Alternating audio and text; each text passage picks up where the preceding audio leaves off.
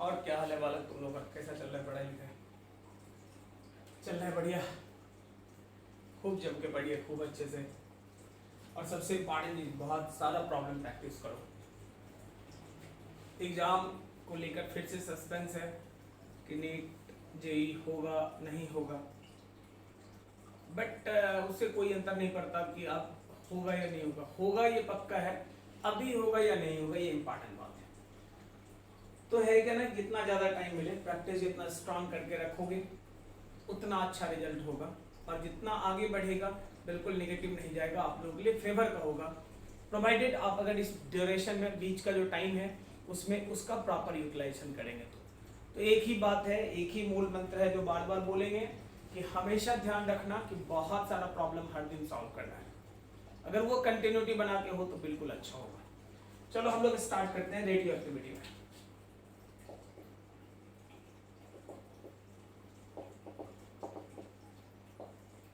पिछले लेक्चर में हम लोग बात कर रहे थे कि अगर एक साथ रेडियो एक्टिव न्यूक्लियस अगर एक साथ मल्टीपल डिसइंटीग्रेशन करेगा तो क्या होगा। जैसे मान लो कोई रेडियो एक्टिव न्यूक्लियस है, रेडियम, थोरियम, कोई भी ले लो, अगर उसने एक साथ अल्फा और बीटा दोनों तरह के इमिशन करने शुरू कर दिए तो अल्फा का अपना डीके कांस्टेंट होगा, बीटा का अपना डीके कांस्टेंट होगा, मतलब अल्फा का अपना हाफ लाइफ होगा, बीटा का अपना हाफ लाइफ होगा। फिर प्रॉब्लम कैसे सॉल्व करेंगे? प्रॉब्लम कहेगा कि दोनों तरह का डिसइंटीग्रेशन इकट्ठे हो रहा है। अल्फा का हाफ लाइफ दिया हुआ है, तुमको मान लो कि अल्फा का हाफ लाइफ दिया हुआ है 10 ईयर, बीटा का हाफ लाइफ दिया हुआ है 20 ईयर। तो अल्फा के कारण भी न्यूक्लियस डिसइंटीग्रेट कर रहा है, बीटा के कारण भी। प्रॉब्लम आपसे पूछेगा 15 साल बाद कितना न्यूक्लियस बचेगा, ये बताओ। अल्फा ने तोड़ा, बीटा ने तोड़ा, 15 साल बाद आप कैसे निकालोगे? क्योंकि एक टाइप का है तब तो ठीक है, जैसे सिर्फ अल्फा है तो 10 साल में क्या हो गया था, आधा हो गया। उस हिसाब से 15 साल में कितना होगा, फॉर्मूला हमारे पास है, हम लोग कैलकुलेट कर लेंगे भाई फॉर्मूला के हेल्प से कि कितना होगा। अगर हाफ लाइफ के टर्म में बात करो तो आपको याद होगा, आपने बात करा था कि n equals n not by 2 to the power n। n कितना था, नंबर ऑफ हाफ लाइफ। अगर इन जनरल फॉर्मूला बात करें तो हम लोग कहेंगे n equals n not divided by 2 का power t divided by t half. t जो टाइम ड्यूरेशन दिया हुआ है वो t हाफ, तो हाफ ही है। तो अगर मान लो सिर्फ अल्फा रहता 10 साल उसका हाफ लाइफ और 15 साल में पूछता है तो t का वैल्यू 15 ईयर, t हाफ का वैल्यू 10 ईयर, पुटिंग गेटिंग मारेंगे आंसर आ जाएगा। लेकिन अगर अल्फा बीटा दोनों तरह का डीके एक साथ है तो क्या करेंगे? फॉर्मूला हम लोगों ने पढ़ा था कि उस तरह के केस के लिए एक बार याद दिला दे रहा हूं, पिछले लेक्चर के कुछ टर्म्स को आपने फॉर्मूला पढ़ा था कि t का वैल्यू जो था वो कुछ और नहीं, मतलब t हाफ सिस्टम का फाइनल जो था t हाफ 1 का इंटू t हाफ 2 का डिवाइडेड बाई t हाफ 1 का प्लस t हाफ। इस केस में आपने लेमडा पढ़ा था, decay constant lambda 1 plus lambda 2 के बराबर। फॉर्मूला आपने पढ़ा था n नॉट, याद कर, आप ये भी पढ़े थे, n not e to the power minus 0.693 by t half, या इसी को लिख सकते हो n not e to the power minus ln2 into t by t half. ये तो 0.693 ln2 ही तो था। अगला आपने फॉर्मूला पढ़ा था n इक्वल्स n नॉट, बस पिछले लेक्चर का स्टेटमेंट याद दिला दे रहा हूं, और कोई बात नहीं। लेमडा के जगह आप कहे थे 1 बाई n का वैल्यू आप कहोगे n not e to the power minus t by.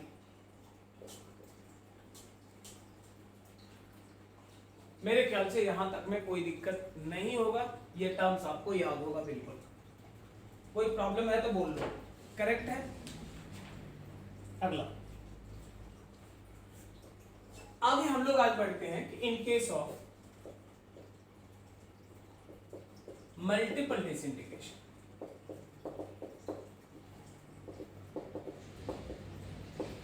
देखो पिछले लेक्चर में हम लोग बात कर रहे थे डिसइंटीग्रेशन होता क्यों है? तो न्यूक्लियर अनस्टेबिलिटी के कारण। अगर कोई न्यूक्लियस N/P रेशियो के कारण ही कह लो अनस्टेबल है, उसी के कारण होता है। हम लोग बात कर रहे हैं पूरा डिटेल उसके बारे में कि अगर N/P रेशियो 1 हो या स्लाइटली ग्रेटर देन 1 हो तो स्टेबल होता है, बहुत ज्यादा हो जाएगा अनस्टेबल हो जाएगा, कम हो जाएगा अनस्टेबल हो जाएगा। तो हम लोग कहेंगे कि अगर न्यूक्लियस अनस्टेबल है तो न्यूक्लियस चाहता है कि अल्फा निकाले, बीटा निकाले, गामा निकाले या के इलेक्ट्रॉन कैप्चर करें। के इलेक्ट्रॉन कैप्चर का मतलब क्या होता है? तो के इलेक्ट्रॉन कैप्चर को वो भी थोड़ा सा देख लो, थोड़ा सा बगल में बता देते हैं, ध्यान देना। बस यही वाले सवाल पूछते हैं कभी कभी। अगर ये न्यूक्लियस है, सबसे नजदीक का के, उसके बाद एल, उसके बाद M, N and so on होता जाएगा, तो आप कहोगे कि अगर न्यूक्लियस में number of proton, number of neutron है और आपका न्यूक्लियस एक्साइटेड स्टेट में है, एक्साइटेड स्टेट मतलब अनस्टेबल स्टेज में वो है, वो स्टेबिलिटी अटेंड करना चाहता है, मतलब प्रोटॉन यहाँ एग्रेसिव हो गया, प्रोटॉन को ज्यादा एनर्जी है, वो भागने के लिए तैयार है न्यूक्लियस को तोड़कर, तो उस स्थिति में क्या करता है कि ये प्रोटॉन एक इलेक्ट्रॉन खींच लेता है यहां से, नजदीक में घूमने वाले इलेक्ट्रॉन को अपने तरफ। अट्रैक्टिव फोर्स मतलब इलेक्ट्रोस्टैटिक अट्रैक्टिव फोर्स बड़ा अगर हो जाए तो उस केस में वो इलेक्ट्रॉन को खींचकर न्यूक्लियस में ले आएगा। जैसे ही इलेक्ट्रॉन को खींचकर न्यूक्लियस में लाएगा, क्या आप देख लो, एक प्रोटॉन आपका न्यूट्रल हो गया, एक प्रोटॉन आपका क्या हो गया? न्यूट्रल हो गया। मतलब प्रोटॉन और इलेक्ट्रॉन जैसे ही मिलेगा वो प्रोटॉन आपका न्यूट्रल हो गया। न्यूट्रल हो गया, स्वाभाविक है कि एटॉमिक नंबर अगर बोलोगे प्रोटॉन के नंबर के बराबर है, प्रोटॉन का नुकसान अगर हो गया है वहां पे, तो एटॉमिक नंबर आपका डिक्रीज कर जाता है, कितना से? 1 से। कहोगे तो ये जो इलेक्ट्रॉन यहां आया फिर यहां कैसे होगा मैनेज? तो आगे का जो ऑर्बिट एल है, एम है, वो अपना इलेक्ट्रॉन यहां भेजकर स्टेबिलिटी अटेंड कराता है। इसी प्रोसेस में एक्सरे का फॉर्मेशन होता है और एक्सरे बाहर निकल जाता है। तो जो भी है उसी को हम लोग के इलेक्ट्रॉन कैप्चर बोलते हैं। आपने केमिस्ट्री में पढ़ा होगा के इलेक्ट्रॉन कैप्चर का कॉन्सेप्ट। आईटी वाले पूछते हैं सवाल इस पे, हम लोग देखेंगे प्रॉब्लम के दौरान कि कैसे बदलता है, क्या होता है। फिलहाल तो ये देख लो कि अगर मल्टीपल डिसइंटीग्रेशन मतलब वही न्यूक्लियस अपने आपको स्टेबल बनाने के लिए अगर एक से ज्यादा डिसइंटीग्रेशन करे तो क्या होगा? जैसे मान लो, क्या मतलब एक से ज्यादा डिसइंटीग्रेशन? ए कोई न्यूक्लियस हमने लिया, N1 है न्यूक्लियस, यहां पे ए का अनस्टेबल है, इसलिए टूटा और टूटकर बी बना। अगर बी स्टेबल न्यूक्लियस होता तो बी बन के वो रह जाता आराम से, लेकिन हो सकता है, जरूरी नहीं एक ही बार में स्टेबल से डायरेक्ट या अनस्टेबल से डायरेक्ट स्टेबिलिटी को अटेंड कर ले। बी फॉर्मेशन तो हुआ लेकिन बी भी स्टेबल नहीं है, तो बी फिर से डिसइंटीग्रेट करेगा, मतलब बी फिर से टूटेगा और टूटकर क्या बनेगा? सी बनेगा। मान लो कि इनिशियल नंबर इसका न्यूक्लियस का N1, इसका नंबर ऑफ न्यूक्लियस कितना था? N2। ए टूट रहा है तो बी बन रहा है, तो इसका टूटने का जो रेट बोलोगे dN1/d2, dt that is N1 into λ1 के बराबर। अगर इसका कहोगे dN3/dt, कहोगे 2 लिखे हैं तो 3 क्यों लिख रहे हैं? थोड़ी देर में क्लियर हो जाएगा क्यों 3 लिख रहे हैं। बस नाम है, 3 लिखो, 4 लिखो, 5 लिखो, 7 लिखो, क्या फर्क पड़ता है? जो जिस रेट से ये टूटेगा, मैंने N2 लिखने के जगह उसका नाम 3 लिख दिया, कोई दिक्कत तो नहीं है। तो आप कहोगे कि ये क्या है भाई? तो ये है rate of disintegration of capital A. एक न्यूक्लियस के डिसइंटीग्रेशन का जो रेट है वो dN1/d2 है। कहोगे ये क्या है? रेट ऑफ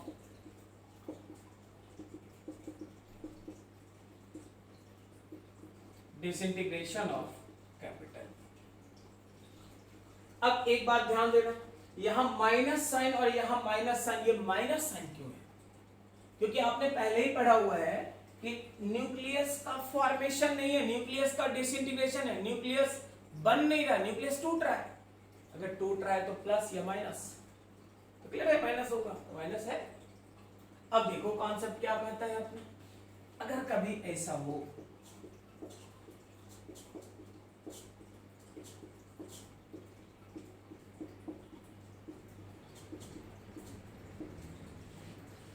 देखो ध्यान दे, Bn3 ना, मान लो ए का 20 न्यूक्लियस पर सेकेंड टूट रहा है। ए का कितना टूटता है? 20 न्यूक्लियस पर सेकेंड, और बी का 15 न्यूक्लियस पर सेकेंड टूटता है। ए का 20 पर सेकेंड डिसइंटीग्रेट कर रहा है, बी का 15 पर सेकेंड डिसइंटीग्रेट कर रहा है।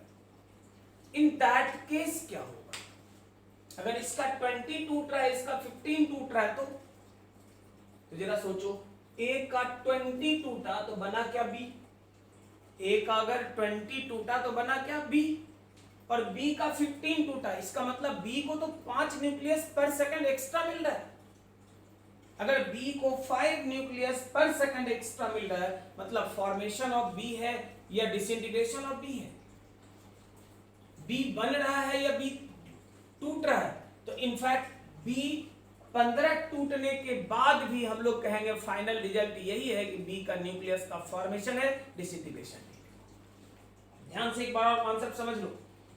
ए मान लो 20 न्यूक्लियस पर सेकंड टूट रहा है, तो ए जितना भी टूटेगा वो जाएगा किसके पास? तो बी के पास। तो ए का अगर 20 न्यूक्लियस पर सेकंड टूटा, मतलब बी का 20 न्यूक्लियस पर सेकंड बना। क्लियर? अगर बी का 20 न्यूक्लियस पर सेकंड बना और बी का हम लोग बोल रहे हैं 15 न्यूक्लियस पर सेकंड टूट रहा है, बी का कितना टूट रहा है? 15 न्यूक्लियस। इसका मतलब क्या हुआ कि बी का अगर 15 न्यूक्लियस पर सेकंड टूट रहा है, तो आप कहोगे सीधे 20 टूटा था, 15 यहां से टूटा, मतलब 5 इसको एक्स्ट्रा मिला है, मतलब बी का फॉर्मेशन हो रहा है। आप कहोगे कि there is formation of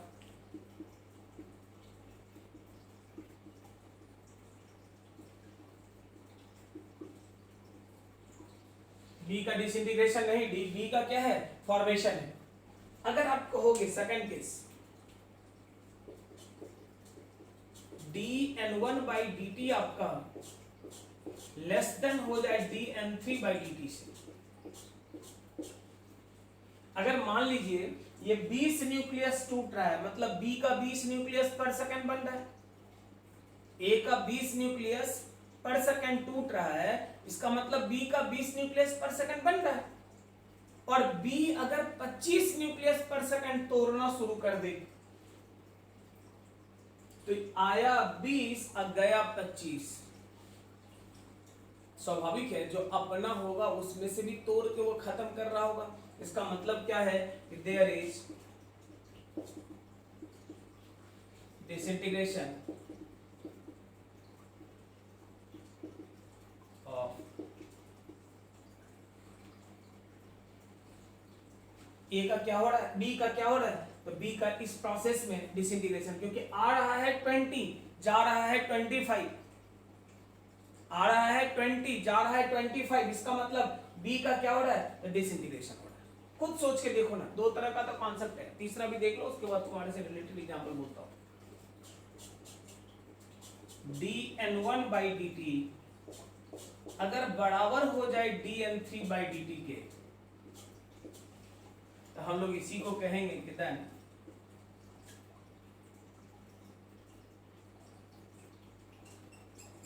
nucleus is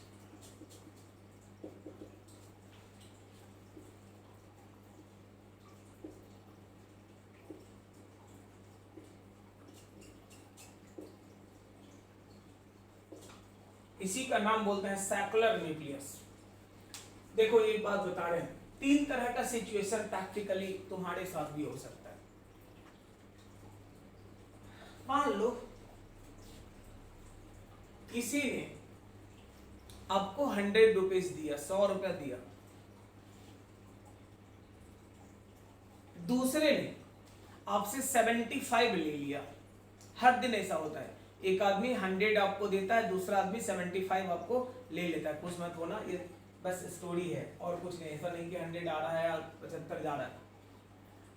100 आपको मिला और 75 आपका ले लिया, इन दैट केस आपके पास क्या होगा, तो 25 रुपीज पर डे के हिसाब से आपका स्टोर होता जाएगा।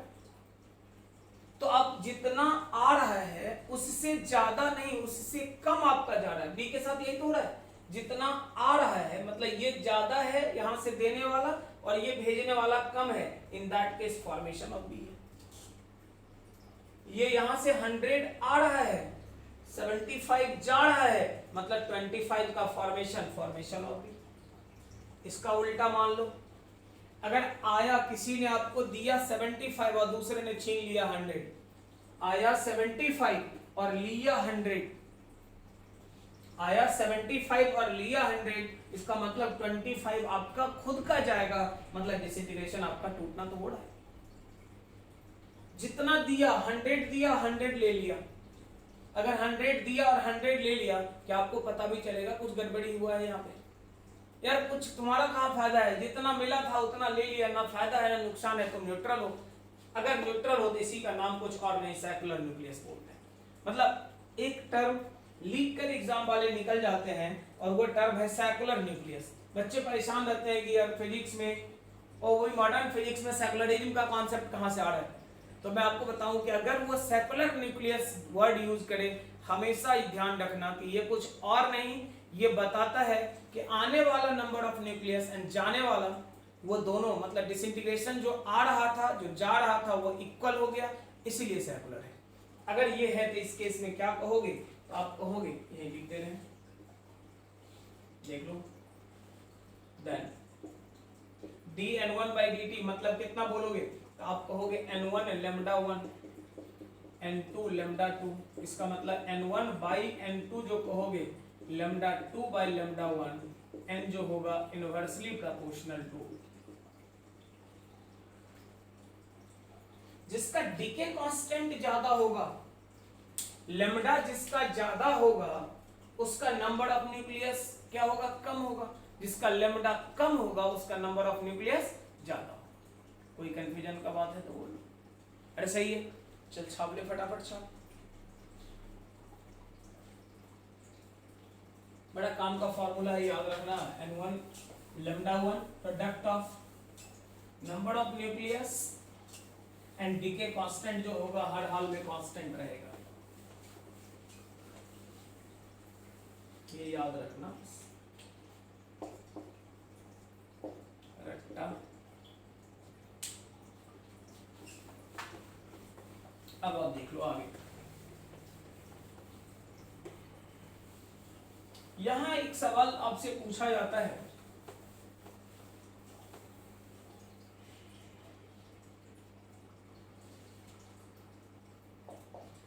कि अगर इफ dN1/dt ग्रेटर है dN3/dt, देन B का न्यूक्लियस फॉर्म करेगा, कितना न्यूक्लियस बनेगा, B का न्यूक्लियस बनेगा, ये मैं एग्री करता हूं, B का न्यूक्लियस बनेगा। प्रॉब्लम आपसे पूछेगा कि B का कितना न्यूक्लियस बनेगा, ये आप कैलकुलेट करो। देन फॉर्मेशन ऑफ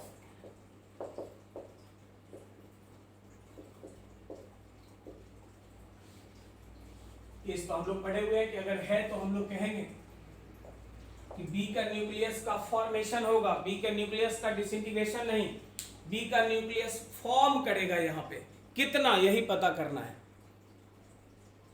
तो हम लोग को देखना है किस रेट से फॉर्म करेगा न्यूक्लियस बी का, तो देख लो, rate of formation of B,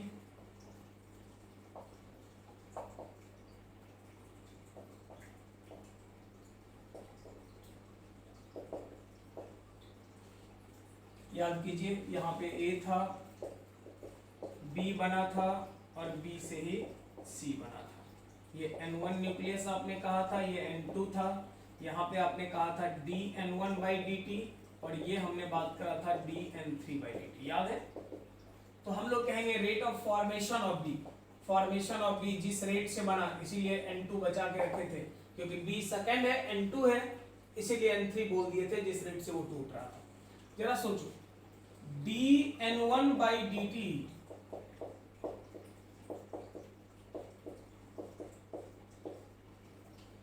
जिस रेट से A से B बना और B से C बना, अगर A से B बनने वाले रेट में से B से C बनने वाले रेट को घटा दोगे तो फॉर्मेशन ऑफ B है। 100 गया, 75 टूट गया, तो B का जमा कितना 25। कैसे पता चला? 100 माइनस। क्लियर है? तो आप कहोगे कितना हो? N1 lambda 1 minus N2 lambda 2, this is dN2/dt। आप कहोगे कुछ नहीं करो, एक काम कर लो, dN2/dt plus N2 lambda 2 and that equals N1 lambda 1। एक काम और करो, मल्टीप्लाई बोथ साइड,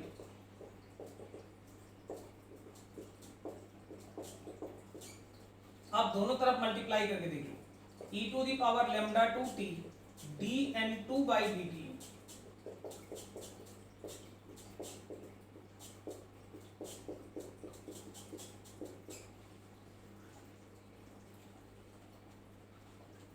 कोई दिक्कत है बोल? अगर और थोड़ा ठीक से लिखेगा तो देख ले क्या निकलेगा।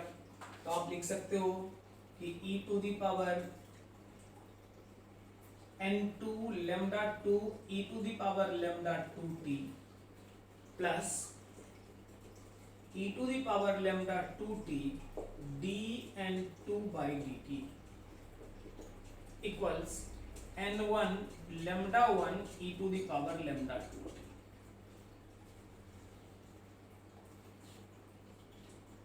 कोई दिक्कत है तो बोल ले। ऐसे ही अगर दोनों तरफ मल्टीप्लाई कर दिए तो आपका जो रिजल्ट है वो रिजल्ट सामने है, लेकिन अब हमें इसी को तो तोड़ना है। मैं एक बात बताता हूँ, सुनो, तुम कहोगे भी कि मल्टीप्लाई क्यों करे थे, तो मैं एक बात समझाता हूँ। आप एक काम करो, मैं बोलता हूँ d e to the power lambda 2t into N2, इसका डिफरेंशिएशन लिख के दिखाओ, समझ में आ जाएगा क्यों मल्टीप्लाई करे थे। देखो सीधा सीधा फंडा है, u into v का फॉर्म तो मुझे दिख रहा है, तुम कहोगे इससे इसका क्या कनेक्शन है, क्लियर हो जाएगा थोड़ी देर में क्या कनेक्शन है।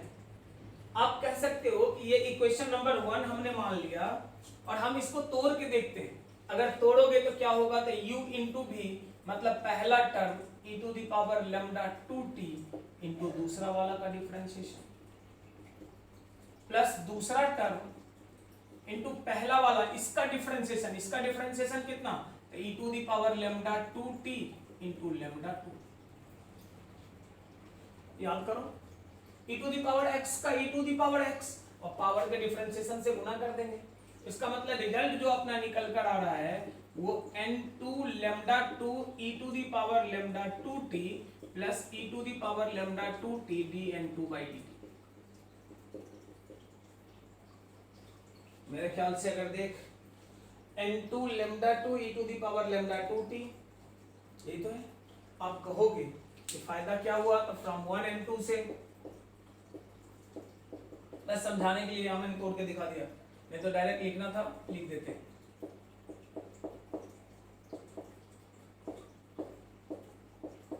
एंड दैट इक्वल्स कितना होता है, n1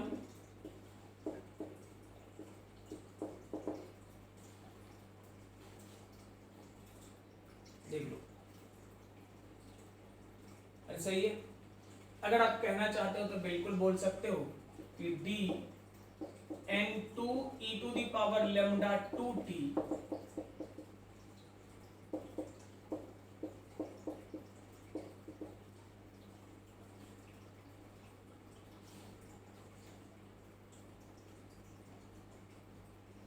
कोई दिक्कत वाली बात है तो बोल।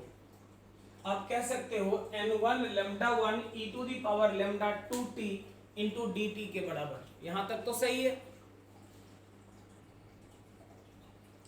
आगे देख लो आप क्या लिखोगे, तो आप तो लिख सकते हो इसको ये भी कि d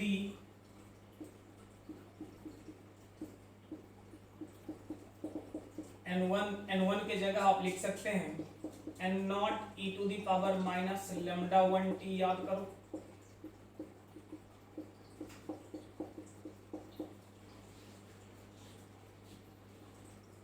फॉर्मूला याद होगा। अगर original number of nucleus starting stage में जितना लिए that number of nucleus is n not, तो n1 का वैल्यू कितना था n not into e to the power minus lambda 1 into पढ़ाया हुआ है। अब कहोगे कि d n2 e to the power lambda 2t that equals कितना n नॉट लेमडा 1।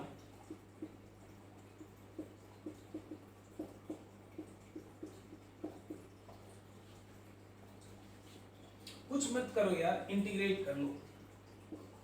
अगर इंटीग्रेट करोगे इसका टर्म तो सीधा हो गया n2 e to the power lambda 2t। कैसे? तो dx का x याद कर, और इधर में अगर बोलोगे तो n नॉट लेमडा 1 तो समझ में आ गया, e टू दी पावर का कितना, तो e टू दी पावर ही होगा। लेकिन एक फर्क होगा कि पावर के डिफरेंशिएशन से, पावर का डिफरेंशिएशन मतलब इसका डिफरेंशिएशन से डिवाइड।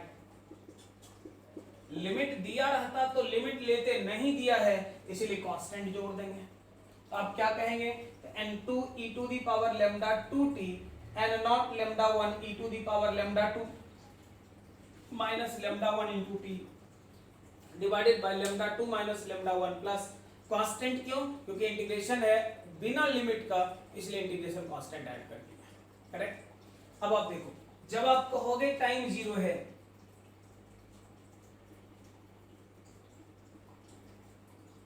यार जब टाइम ही नहीं है n2 तो था नहीं, क्योंकि B का न्यूक्लियस कब बनेगा, जब A टूटेगा।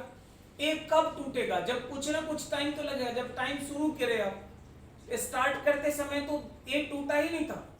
जब डिसइंटीग्रेशन शुरू होगा तब ना A टूटेगा, और जब टूटेगा तो कुछ ना कुछ तो टाइम लेगा, बहुत कम ले कि बहुत ज्यादा, लेकिन टाइम तो टेक करेगा। जब स्टार्टिंग स्टेज में बात करो, सेकंड का न्यूक्लियस बना ही नहीं था। अगर नहीं बना था तो आप क्या कहोगे, तो आप कहोगे कि इसका मतलब यही लिख दें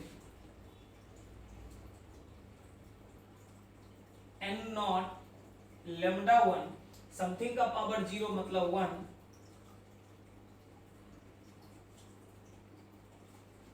इसका मतलब यहां से आप कहेंगे c का value n not lambda 1 by lambda 1 minus lambda.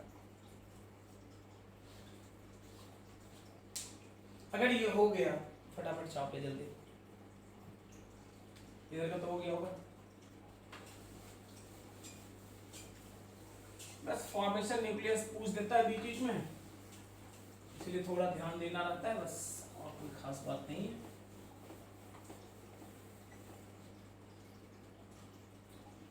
देखो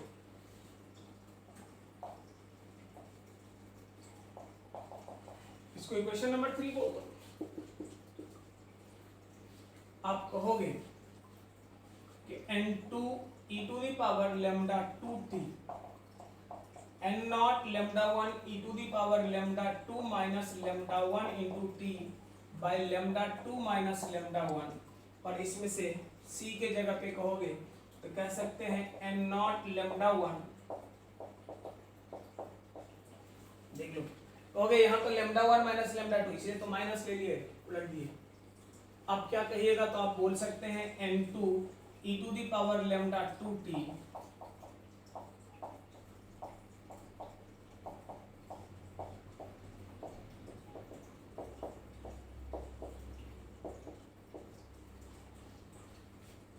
इसका मतलब हो गया कि n2 का वैल्यू जो होगा n not lambda 1 lambda 2 minus lambda 1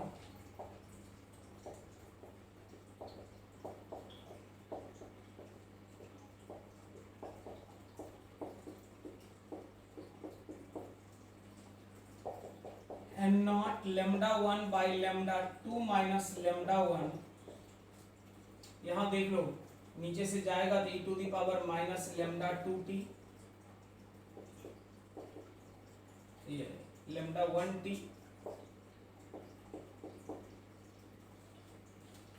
अरे वो बढ़ जाएगा, माइनस होगा माइनस होगा, माइनस प्लस कैंसिल आउट, ये बचेगा। आप क्या कहोगे, तो n2 का वैल्यू जो बोलोगे n not lambda 1 by lambda 2 minus lambda 1 into e to the power lambda 1 t।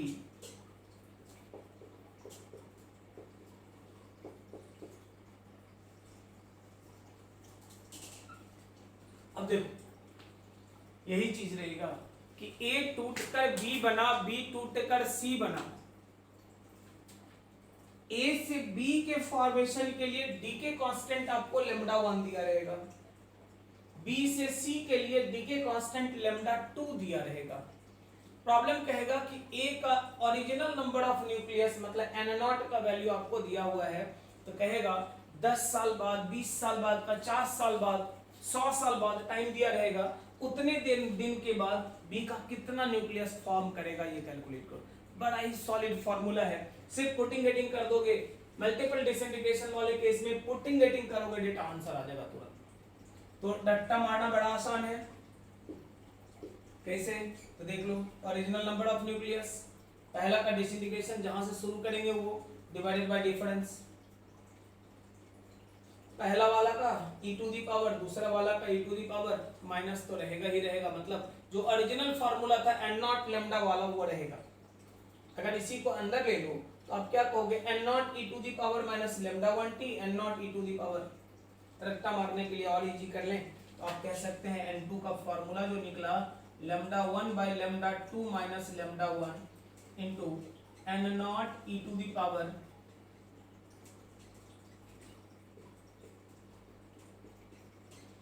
ऐसा फॉर्म इसलिए लिख दिया, बात एक ही है, लेकिन ये फॉर्म हम लोगों को बड़ा अच्छे से याद रहता है। ये दिस इज n1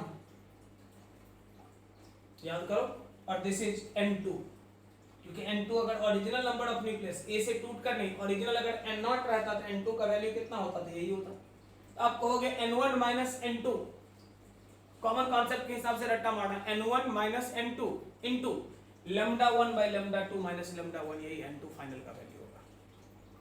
तो सही है, कोई दिक्कत वाली बात तो बोल दो, छाप ले फटाफट, छाप ले जल्दी।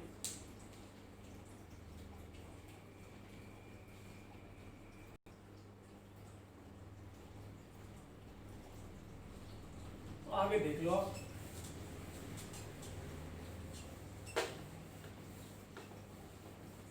देखो नंबर ऑफ न्यूक्लियस जो फॉर्म करेगा n2, वो n2 किस किस पे डिपेंड कर गया, तो लेमडा 1 पे भी डिपेंड कर गया और लेमडा 2 पे भी डिपेंड कर गया। तो एक लाइन हम लोग लिख लेंगे, number of nucleus daughter nucleus form,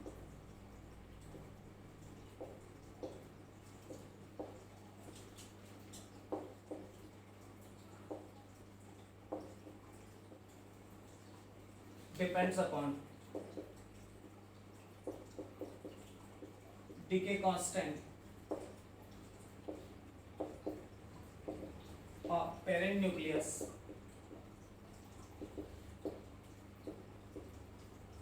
as well as decay constant of daughter nucleus।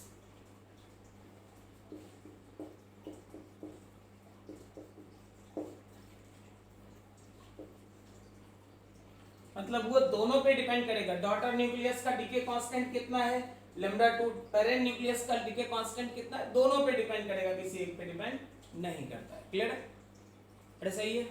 आगे अब हम लोग लिखते हैं न्यूक्लियर मैकेनिक्स, पहले मिटा लो।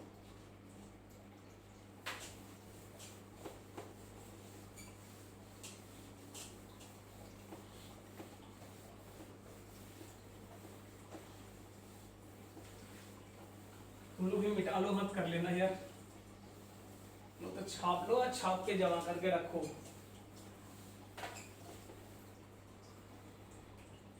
न्यूक्लियर मैकेनिक्स,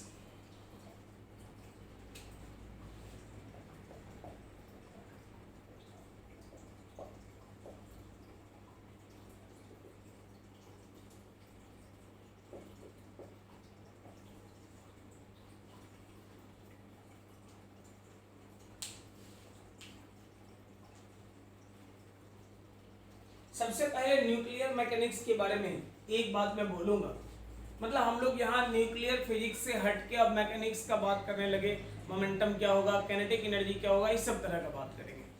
लेकिन उसके पहले एक बात बोलेंगे न्यूक्लियस के बारे में कि दुनिया का जितना तरह का कंजर्वेशन रूल है यार यहाँ सब वैलिड है। सब कंजर्वेशन का मतलब है linear momentum conservation,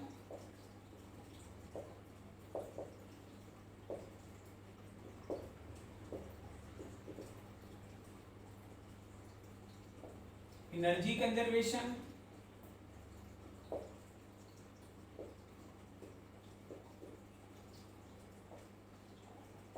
mass number conservation,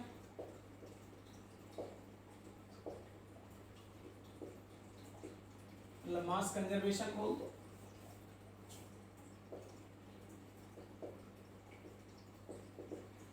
इसी को कहोगे मास नंबर का।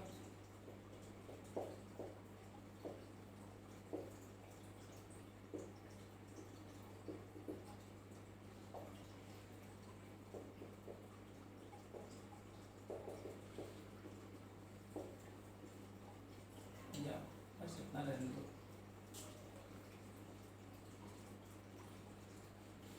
मतलब आप कहोगे लीनियर मोमेंटम कंजर्व रहेगा, एनर्जी का बात करोगे कंजर्व रहेगा, हर हाल में कंजर्व रहेगा। आप कहोगे मास कंजर्वेशन का कॉन्सेप्ट, तो मास कंजर्वेशन मतलब मास नंबर का खेल, हमेशा वो भी कंजर्व रहेगा, क्योंकि न्यूक्लियर फिजिक्स पढ़ रहे हैं, न्यूक्लियस के बारे में बात कर रहे हैं, न्यूक्लियस के बारे में बात कर रहे हैं। तो न्यूक्लियस के अंदर प्रोटॉन और न्यूट्रॉन है, न्यूट्रॉन बदल के प्रोटॉन होगा, प्रोटॉन बदल के न्यूट्रॉन होगा, यही हम लोगों ने बात करा था। तो जिसको जैसे भी बदलना है उसके कारण अल्फा इमिशन, बीटा इमिशन, जो इमिशन होना होगा। बट एक बात तय रखना कि हर ये हमेशा दिमाग में बैठा के रखना कि हर हाल में नंबर ऑफ न्यूक्लियॉन जो होगा वो कभी गड़बड़ नहीं होगा, वो हमेशा बैलेंस रहेगा। क्लियर है? अगर आप कहोगे एटॉमिक नंबर, तो वो भी सिस्टम का पूरा अगर बात करा जाए,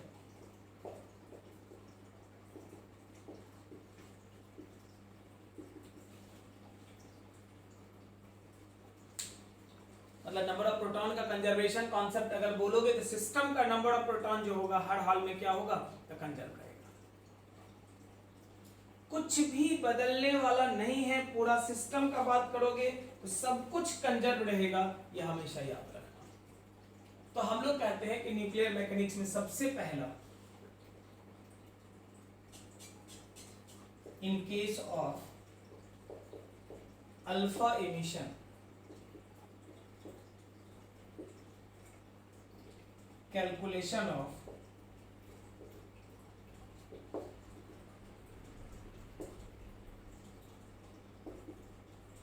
linear momentum and kinetic energy of alpha particle।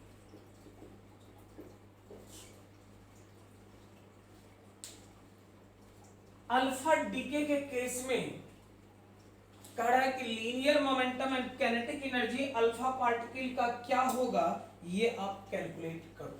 देखो ध्यान देकर देखना, कोई न्यूक्लियस मान लो X है, जिसका एटॉमिक नंबर और मास नंबर आपने कहा, अल्फा डीके करके ये Y बना। अगर अल्फा डीके करके Y बना है तो अल्फा डीके में होगा क्या भाई, तो सबसे पहली बात ये घट गया होगा 2 से, और ये घट गया होगा 4 से। हाँ, इसके जगह पे ये होगा, मैं मानता हूं, याद करो। अब कहोगे कंजर्वेशन, ऊपर जोड़ के देख, नीचे जोड़ के देख, सब कंजर्व है, वो तो गया बराबर है। तो कंजर्वेशन का कॉन्सेप्ट हर हाल में कहोगे atomic number and mass number का, मतलब ये mass number and atomic number का, देख लो कंजर्वेशन कॉन्सेप्ट मान रहा है ये। अच्छा ठीक है, हम लोगों को ये नहीं कैलकुलेट करना है यार, हम लोगों को क्या कैलकुलेट करना है, तो हम लोगों को कैलकुलेट करना है इस प्रोसेस में कि लीनियर मोमेंटम क्या होगा अल्फा पार्टिकल का, काइनेटिक एनर्जी क्या होगा अल्फा पार्टिकल का। तो सबसे पहले तो आप कहोगे Q वैल्यू क्या होगा, डेल्टा mc², कैसे निकालेंगे वो क्लियर है। रिएक्टेंट का मास माइनस प्रोडक्ट का मास, डेल्टा m निकल गया, c² मल्टीप्लाई कर लोगे, Q वैल्यू निकल गया। अब फ्रॉम मोमेंटम कंजर्वेशन से।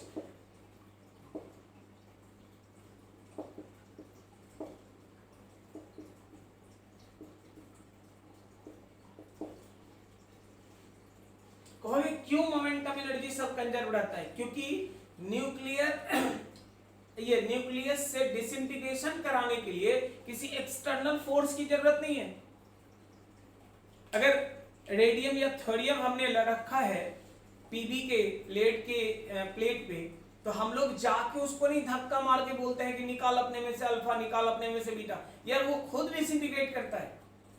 अगर उसका सेल्फ डिसइंटीग्रेशन है, खुद से हो रहा है, हमने नहीं करवाया, तो स्वाभाविक है in absence of external force linear momentum of system जो होगा हर हाल में क्या रहेगा? कंजर्व रहेगा। बस यही तो बात है। अगर कंजर्वेशन है तो आप क्या कहोगे? तो P इनिशियल जो आपका होगा दैट इक्वल्स P फाइनल के। गुड। इनिशियल तो भैया x टूटेगा तब तो मोशन होगा। x तो शुरू में रेस्ट में था, बाद में तो momentum of y plus momentum of alpha. आप कह सकते हो मोमेंटम ऑफ y जो होगा दैट इक्वल्स, माइनस साइन सिर्फ ये बताता है कि दोनों का डायरेक्शन एक दूसरे का अपोजिट होगा, मैग्नीट्यूड तो बराबर होगा। आंसर देख लो। अगर कहोगे Q वैल्यू तो आप कह सकते हो kinetic energy initial minus system का इनिशियल एनर्जी माइनस सिस्टम का फाइनल एनर्जी। इनिशियली तो रेस्ट में था, फाइनली क्या है? तो फाइनली आप कह सकते हो काइनेटिक एनर्जी ऑफ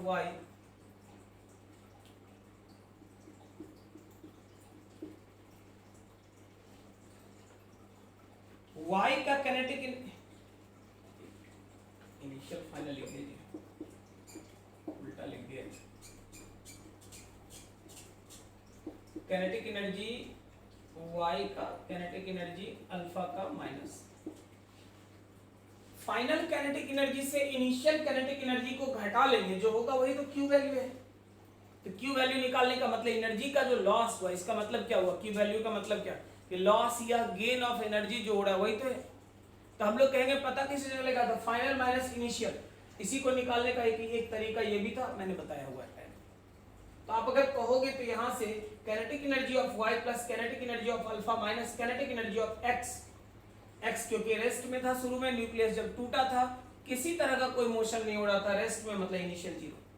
आप अगर लिखोगे तो लिख सकते हो py square by 2my plus p alpha square by 2 mass of alpha.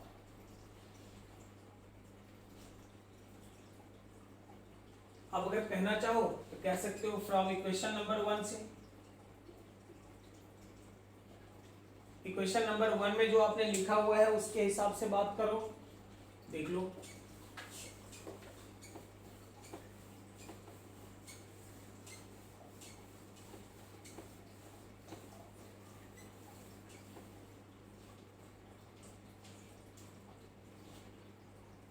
क्या कहोगे फ्रॉम इक्वेशन नंबर 1 से?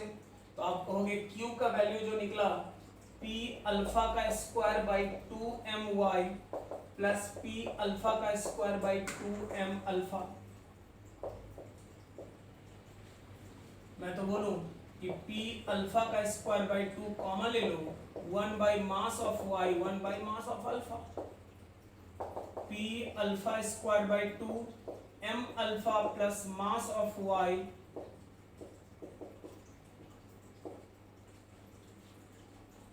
हो गया Q वैल्यू। अब एक बात देख लो, आप इसको लिखना चाहो तो लिख सकते हो P alpha square by 2। Alpha का मास कितना था? 4। y का कितना? Divided by m alpha. m alpha मतलब कितना? 4 और इनटू, ये तो कैंसिल हो गया। आप क्या कहिएगा? तो Q equals P alpha square by 8 into a minus 4। आप तो कह सकते हो कि P अल्फा का वैल्यू जो होगा वो कुछ और नहीं a by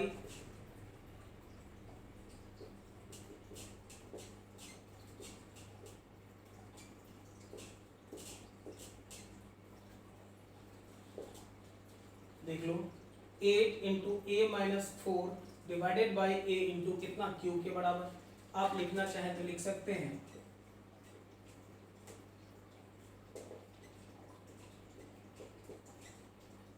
1 minus 4 by A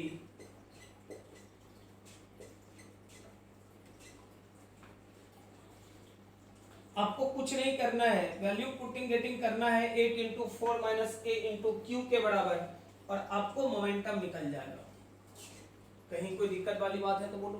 Q का वैल्यू प्लस माइनस के चक्कर में नहीं करना, स्क्वायर है हर हाल में। आपको अगर मास नंबर पता है, एक्स का अगर मास नंबर आपको पता है तो अल्फा पार्टिकल अल्फा इमिशन अगर हो रहा है निकल जाएगा। क्यों? क्योंकि क्यू वैल्यू तो रिएक्शन से डेल्टा एम सी स्क्वायर से आप निकाल लोगे। अगर किसी भी रिएक्शन में अल्फा इमिशन हो रहा है और आपको बोला जाए कि अल्फा जो इमिट करेगा उसका लीनियर मोमेंटम कितना होगा, निकल जाएगा लीनियर मोमेंटम। अरे निकाल लेगा तो कुछ नहीं, बस फॉर्मूला याद रख, बाकी दिमाग तो लगाना नहीं। दुकान तो तुम लोगों को खोलना नहीं है, खोलना है जी। हाँ, दुकान खोलने के चक्कर में नहीं पड़ना, ऐसा ही फंसा हुआ बीच में करियर। चल देख ले आगे, कोई बात नहीं। मोमेंटम के हेल्प से अगर काइनेटिक एनर्जी मुझे अल्फा का पूछे तो क्या कहेंगे?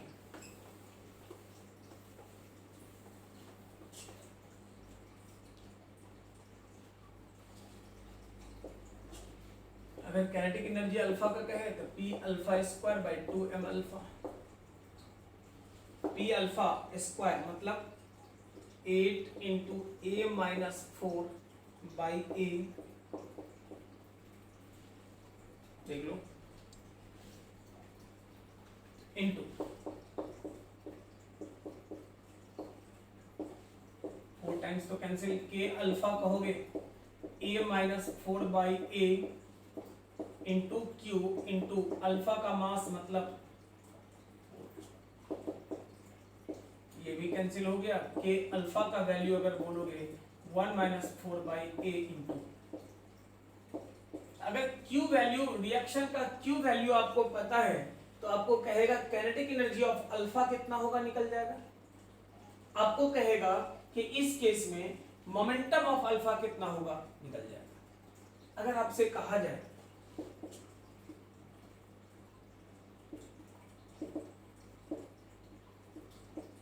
अगर y के मोमेंटम का magnitude that also equals p अल्फा, दैट मींस कितना, तो रूट ओवर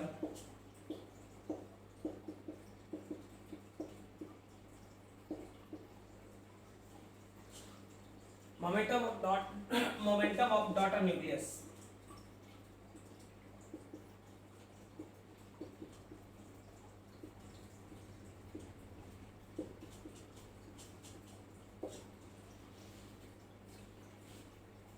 डॉटर न्यूक्लियस का मोमेंटम कितना होगा, that momentum that also equals इसके। अगर प्रॉब्लम कहता है कि kinetic energy of daughter nucleus कितना होगा, P Y square by 2my,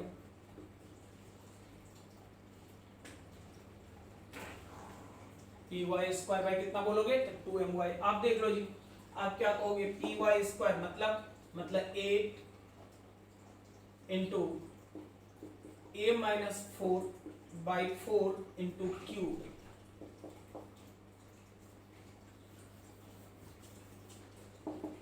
eight into A minus 4 by 4 into Q into 1 by 2। याद करो, थोड़ी देर पहले लिखा हुआ था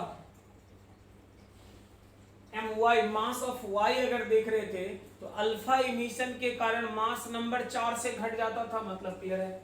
अगर ये क्लियर है तो आप कह सकते हो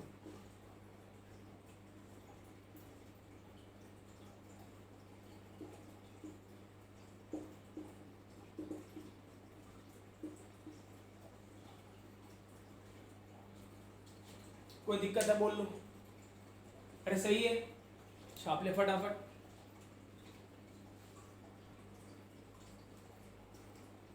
चलिए यहां तक तो सही है, आगे देख लो।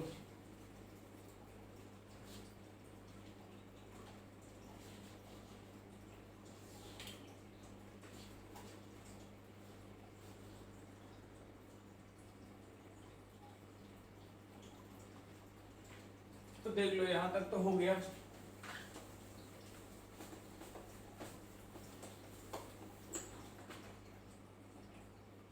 ये क्या लिखे,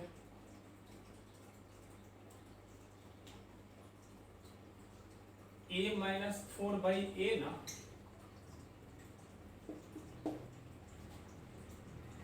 यहाँ अगर कहेंगे तो काइनेटिक एनर्जी के लिए पी वाई का वैल्यू कितना कहोगे, मोमेंटम, तो पी अल्फा के बराबर, पी अल्फा कितना, ऐसा ही है, a माइनस 4/a के बराबर होगा। एक बार ठीक से लिख लो इसको, देख लो, पी वाई का वैल्यू कहोगे तो पी वाई कितना था, पी अल्फा के बराबर, पी अल्फा का वैल्यू कितना था, देख लो 8 इंटू a माइनस 4, एलसीएम लेंगे तो a minus 4/a into Q into 1/2 मास, ये ना, ये कितना हो गया, ये 4 हो गया, ये कैंसिल हो गया, ये कितना कहोगे, तो आप बोलोगे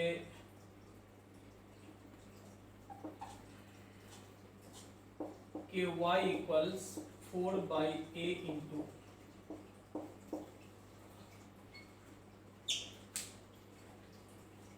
8 इंटू a माइनस 4/a के बराबर, 4 नहीं होगा डिनोमिनेटर में, डिनोमिनेटर में a ना, a होगा तो पुट कर लो, कोई दिक्कत है बोल लो, आगे देख ले।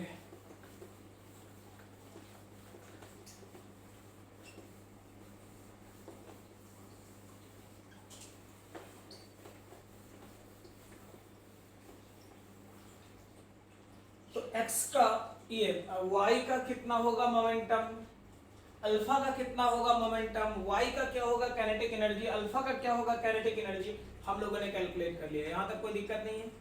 अगला, in case of projectile motion, अब हो गया, यहाँ प्रोजेक्टाइल कहां से आया देख लो,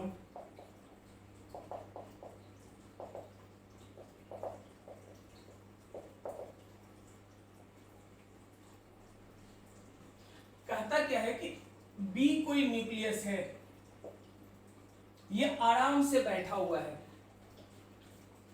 आपने क्या किया भाई, तो आप एक ए न्यूक्लियस जो kinetic energy, certain kinetic energy से मूव कर रहा था, जिसका कैनेटिक एनर्जी का वैल्यू हम लोग कह रहे हैं के ए, वो बी के तरफ प्रोजेक्ट कर दिया, मतलब ए न्यूक्लियस को भी वेलोसिटी से आप फेंक दोगे, मास है, वेलोसिटी है, काइनेटिक एनर्जी होगा, स्वाभाविक रूप से ए और बी में कॉलिजन होगा, और कॉलिजन के परिणाम स्वरूप एक नया न्यूक्लियस का फॉर्मेशन बोलते हैं। ओके, इस तरह का क्यों बनाए, तो इसलिए बनाए क्योंकि ये अभी स्टेबल न्यूक्लियस नहीं है, ये बीच का एक न्यूक्लियस हुआ जिसका नाम हमने कह दिया कि ये एक्स बना। ये स्ट्रक्चर बताता है कि ये अनस्टेबल है, अनस्टेबल है मतलब फिर से टूटेगा, और टूटकर क्या, तो सी और डी दो न्यूक्लियस का फॉर्मेशन, मतलब ये आप कह सकते हो इंटरमीडिएट न्यूक्लियस।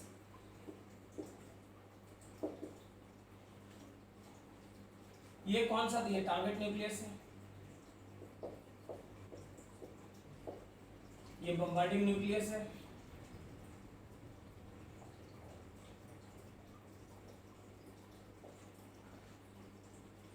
ये दोनों, ये क्या है, तो ये डॉटर न्यूक्लियस है,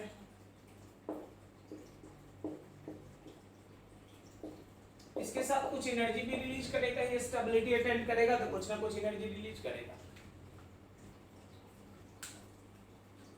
मतलब एक बी न्यूक्लियस है जो आराम से बैठा हुआ है, आपके तरफ एक बम्बार्डिंग न्यूक्लियस, ये उस बी के तरफ आपने एक बम्बार्डिंग न्यूक्लियस ए काइनेटिक एनर्जी के ए से थ्रो कर दिया, दोनों के बीच कॉलिजन हुआ, कॉलिजन के परिणाम स्वरूप एक नया न्यूक्लियस का फॉर्मेशन हुआ जिसका नाम एक्स बोलते हैं, लेकिन एक्स के पास एनर्जी बहुत ज्यादा है, मतलब हाईली अनस्टेबल है, इसलिए फिर से डिसइंटीग्रेट करके ये सी एंड डी दो स्टेबल न्यूक्लियस बनाता है और कुछ एनर्जी क्यों रिलीज कर देता है। प्रॉब्लम आपसे कहेगा ये जो बम्बार्डिंग न्यूक्लियस है ए, इसका काइनेटिक एनर्जी क्या होगा, ये आप कैलकुलेट करो, काइनेटिक एनर्जी का वैल्यू कितना होगा ताकि ये डिसइंटीग्रेट करके स्टेबिलिटी अटेंड करा देगा, ये कैलकुलेट करो।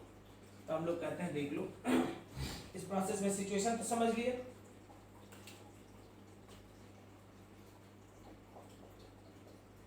Nucleus of mass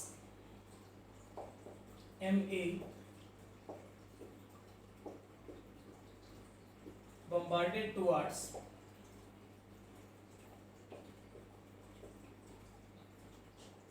nucleus of mass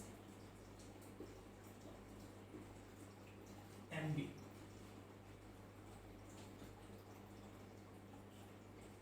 As a result of collision,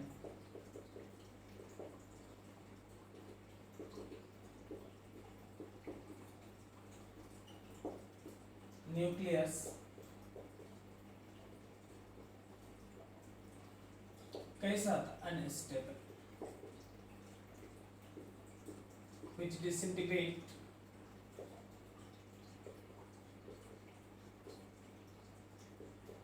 to form a stable nucleus C. In this process,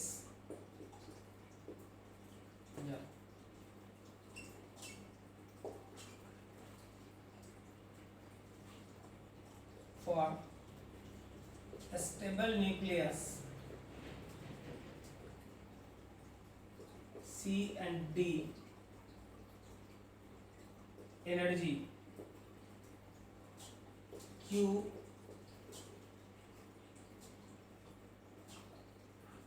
C and D के फॉर्मेशन के प्रोसेस में एनर्जी रिलीज करेगा। कितना एनर्जी रिलीज करेगा? तो Q एनर्जी रिलीज कर देता है।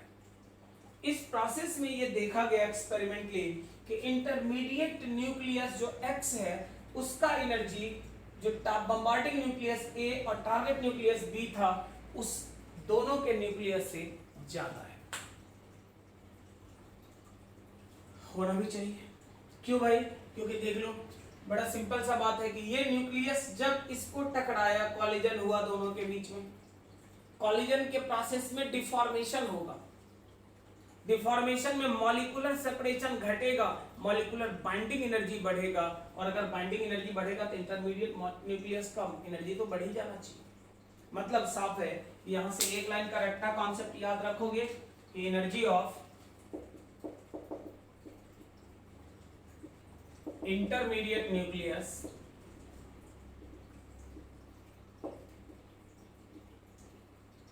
greater than energy of initial nucleus.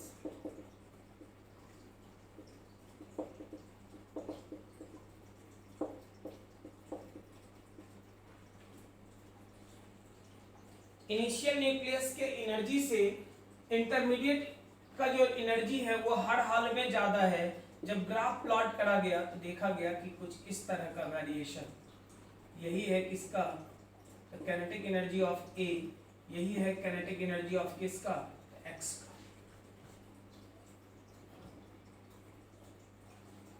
X का काइनेटिक एनर्जी अगर आप बोलोगे तो आप कुछ और नहीं क्या कहोगे? तो एक्स का काइनेटिक एनर्जी मैक्सिमम है, ए का काइनेटिक एनर्जी जो होगा उसके रेस्पेक्ट में ज्यादा नहीं, उसके रेस्पेक्ट में क्या है? तो कम है। अगर आप कहना चाहते हो तो ये जो C और D दोनों स्टेबल न्यूक्लियस है, स्टेबल न्यूक्लियस के लिए अगर बात करोगे तो आप कह सकते हो कि ये जो एनर्जी होगा यही है energy of C plus. Stability तभी अटेंड करेगा जब एनर्जी का वैल्यू क्या हो? तो कांस्टेंट हो। तो ग्राफ अगर याद रखना, क्योंकि ग्राफ को डिराइव नहीं करना है, ये ग्राफ आपको याद रखना है कि काइनेटिक एनर्जी जो A का होगा उससे ज्यादा काइनेटिक एनर्जी होगा इंटरमीडिएट वाले का, C और D जो होगा वो कांस्टेंट होगा क्योंकि वो स्टेबल हो गया। आपसे पूछा जाएगा कि बम्बार्डिंग न्यूक्लियस जो A है उसका काइनेटिक एनर्जी कितना होना चाहिए। यहां तक तो कोई दिक्कत नहीं है। अरे सही है, चल छाप ले फटाफट, उसके बाद आगे देख लो।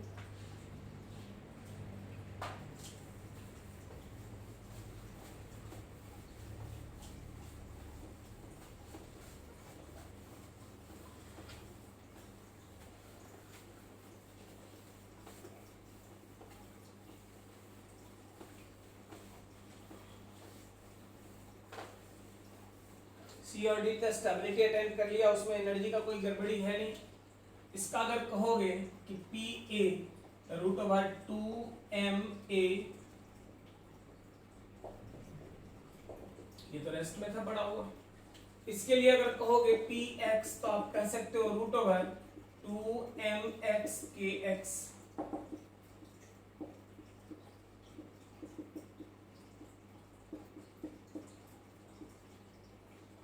आप कहोगे mx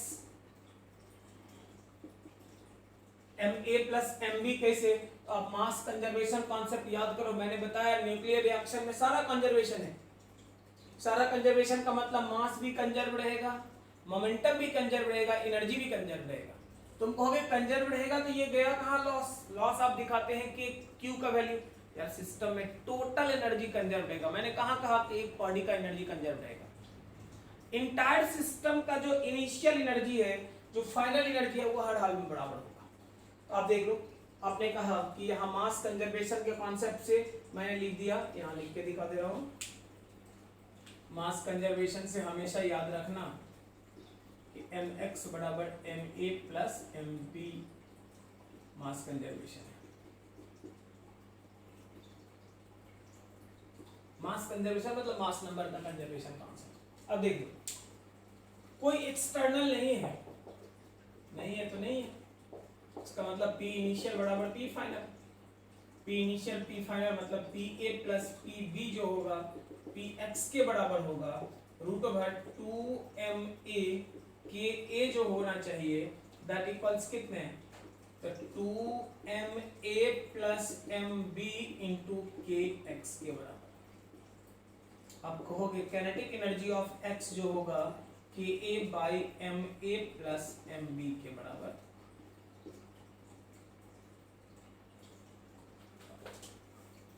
ma के ना, कैनेटिक एनर्जी ऑफ x कितना? तो mass of A, kinetic energy of A divided by summation. लेकिन ये लिखने से काम नहीं चलेगा भाई, और कैलकुलेट करना पड़ेगा। क्या?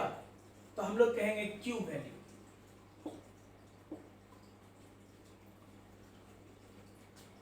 कितना कहोगे? तो आप कह सकते हो कि kinetic energy of A plus kinetic energy of B minus A का कैनेटिक एनर्जी आप कह रहे हो KA, B के पास तो कुछ है नहीं, X का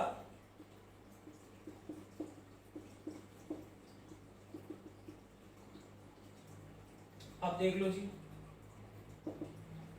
ma plus mb minus ma divided by ma plus mb निकल लिया। Q का वैल्यू जो होगा mass of B by mass of A mass of B into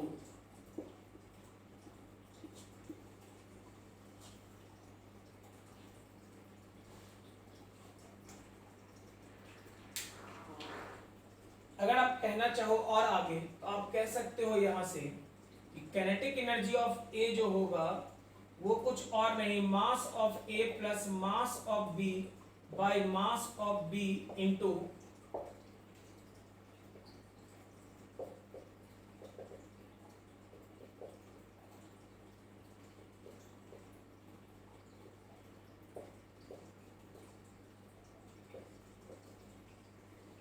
मतलब कि A का वैल्यू होगा 1 plus ma mass of A mass of B।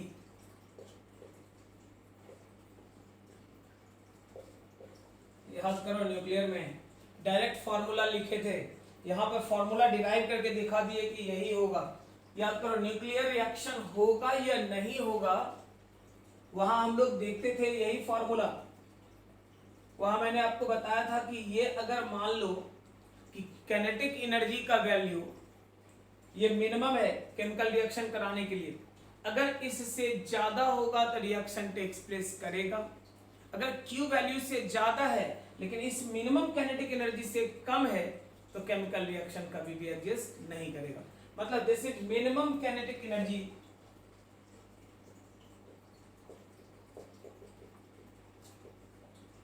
required for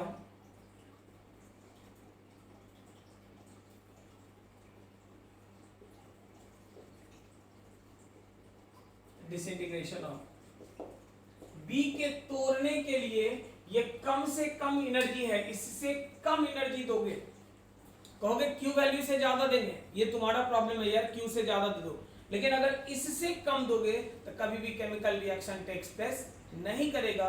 chemical reaction कराने के लिए हर हाल में जो मिनिमम काइनेटिक चाहिए दैट इक्वल्स कितना, तो 1 plus small m by capital M into q के बराबर होना चाहिए। क्लियर है? कोई दिक्कत है तो बोल लो, फटाफट छाप, जल्दी जल्दी जल्दी छपाई कंप्लीट करो।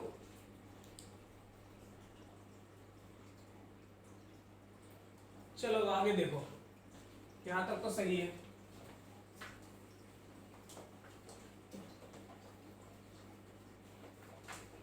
बम्बार्डमेंट के बाद मतलब केमिकल रिएक्शन कराने के लिए कितना काइनेटिक एनर्जी चाहिए ये तो क्लियर है।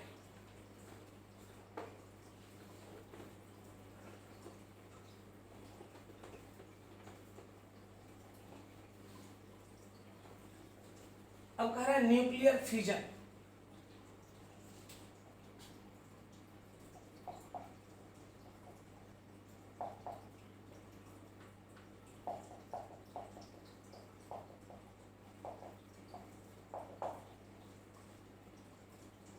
न्यूक्लियर फ्यूजन किसको कहते हैं? क्या है न्यूक्लियर फ्यूजन? दो चीज हम लोग पढ़ेंगे, न्यूक्लियर फ्यूजन और न्यूक्लियर फिजन। फिजन क्या है पहले? ये कुछ और नहीं, heavy nucleus, normally mass number greater than 230, split करता है, दो छोटा छोटा न्यूक्लियस में कन्वर्ट कर जाता है न्यूक्लियर स्टेबिलिटी अटेंड करने के लिए। रीजन आप जानते हो कि अगर N/P रेशियो ज्यादा हो जाए, 1 से बहुत ज्यादा हो जाए, तो उस केस में न्यूक्लियर अनस्टेबिलिटी होता है। जैसे आप यूरेनियम को ही ले लो, बढ़िया है, रेडियो एक्टिव सब्सटेंस यूरेनियम के लिए बात करते हैं, तो यूरेनियम 235 238 का बात करो तो 235 के लिए ही हम लोग बात करते हैं। तो एटॉमिक नंबर है 92 और मास नंबर है 235। अब जरा सोचो 92 का अगर आप कह रहे हो तो पहले लिख लेते हैं, कॉन्सेप्ट समझ लो। यूरेनियम के लिए 92 एंड 235, यार इसमें ध्यान देकर देख, प्रोटॉन कितना है तुम्हारा, तो 92 है, और न्यूट्रॉन कितना है तुम्हारा, 235 से 92 घटा लो, 235 से 92 घटा लो, अब देख लो क्या कहोगे, तो 143 के बराबर।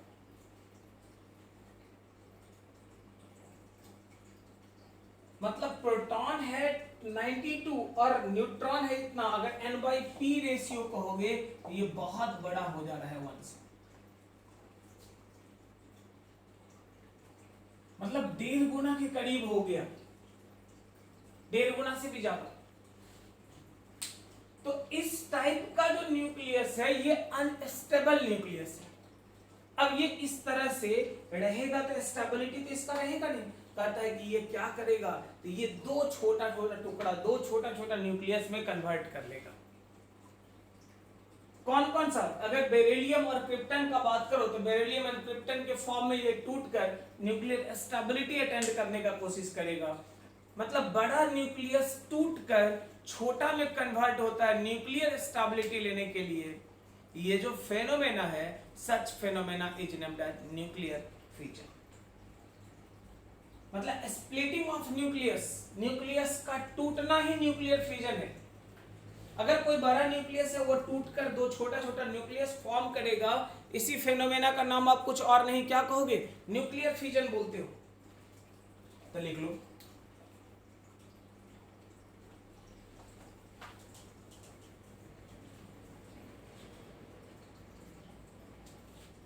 splitting of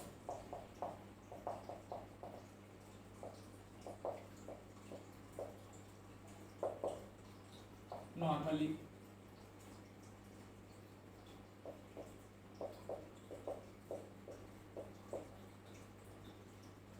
that is heavy nucleus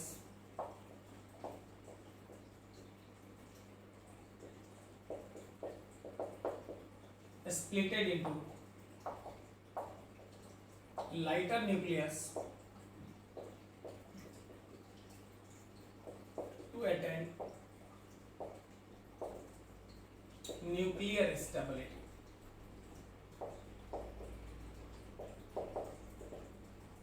Phenomena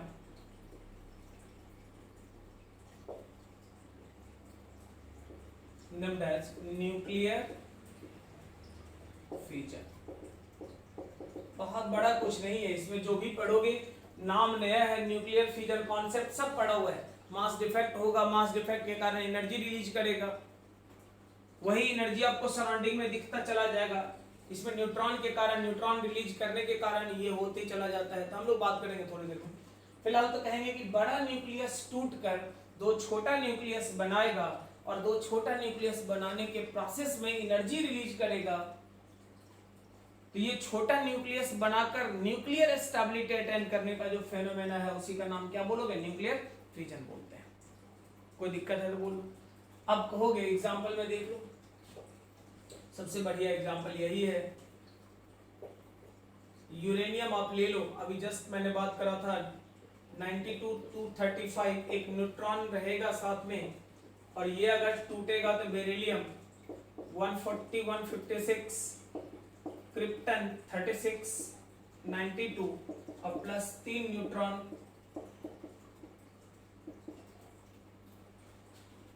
अब कहोगे कि यूरेनियम 235 एक न्यूट्रॉन अगर बम्बार्ड कर दिया जाए यूरेनियम न्यूक्लियस के तरफ, तो बेरिलियम और क्रिप्टन, ऐसा नहीं अपने मन से, एक न्यूट्रॉन अगर आता है तो बेरिलियम और क्रिप्टन दो अलग अलग स्मॉलर न्यूक्लियस का फॉर्मेशन किया, 3 न्यूट्रॉन और कुछ ना कुछ एनर्जी रिलीज। एनर्जी क्यों रिलीज हुआ? तो ये कहानी पुरानी है यार। अगर आप पूरे प्रोसेस में बैलेंस करके देखोगे तो मास जो होगा प्रोडक्ट का, मतलब डॉटर न्यूक्लियस का, वो पेरेंट्स न्यूक्लियस से के मास से कम होगा। अगर प्रोडक्ट का मास कम है, रिएक्टेंट का मास ज्यादा है, मास डिफेक्ट हुआ। मास डिफेक्ट हुआ तो वो गया कहां? कन्वर्ट कर गया एनर्जी में। कौन सा एनर्जी? ये तो क्यू है, value Q equal delta M C square के बराबर। तो हम लोग कहेंगे इस रिएक्शन में न्यूक्लियस क्या किया कि 235 टूट कर और बैलेंस करके स्टेबिलिटी अटेन कर लिया।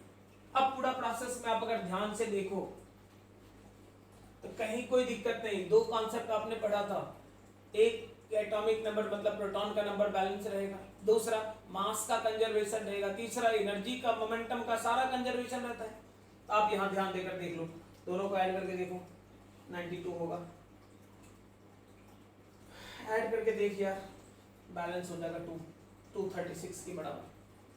तो यूरेनियम 235 एक न्यूट्रॉन के बम्बार्डमेंट से टूटता है बेरिलियम और क्रिप्टन में और 3 न्यूट्रॉन रिलीज करता है।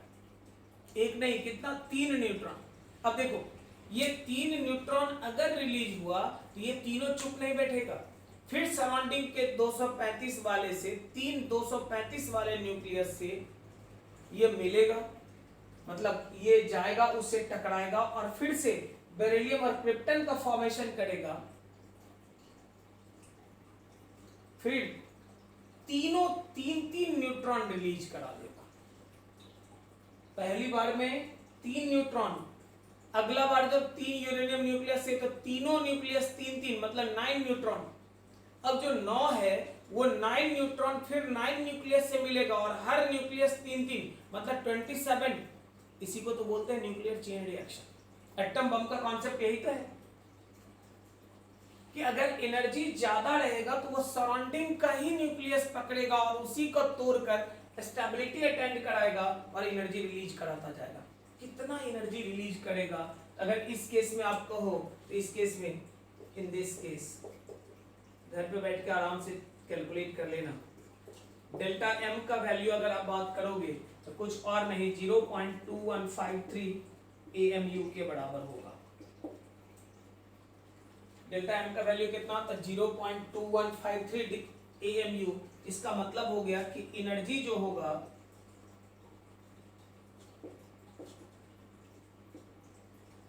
एनर्जी रिलीज मतलब कितना, एनर्जी का वैल्यू कहोगे डेल्टा एम इंटू सी स्क्वायर 0.215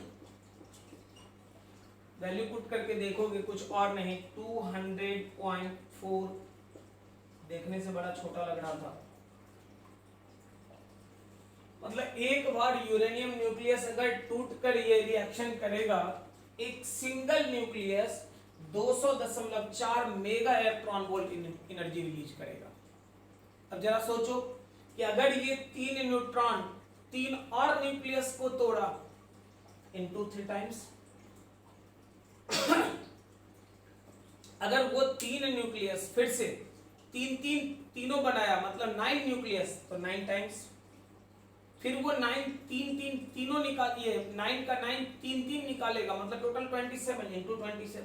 मतलब यही रिएक्शन कंटिन्यूअस आगे बढ़ता जाता है और स्टार्ट करता है कम एनर्जी से, आगे चेन रिएक्शन के कारण बहुत ज्यादा एनर्जी रिलीज करता है। एटम बम का कॉन्सेप्ट यही है, इसलिए वो उतना खतरनाक होता है। कोई दिक्कत है? तो आपको कुछ नहीं करना है, इस टाइप के रिएक्शन में करना क्या है, तो बस कुछ नहीं, एनर्जी आपको ये मास डिफेक्ट निकालना है, डेल्टा एम इंटू सी स्क्वायर, एनर्जी लॉस कितना हुआ निकालते चले जाओ, कोई कंफ्यूजन का बात है? अरे सही है। न्यूक्लियर चेन रिएक्शन मैंने लिखा नहीं, लेकिन चेन रिएक्शन मैंने समझा दिया कि अगर आप कहते हो, देख लो, एक न्यूट्रॉन अगर है तो पहला बार देख लो, एक न्यूट्रॉन बम्बार्डमेंट हुआ, यूरेनियम के साथ मिला, कितना बनाया था? 3 बनाया।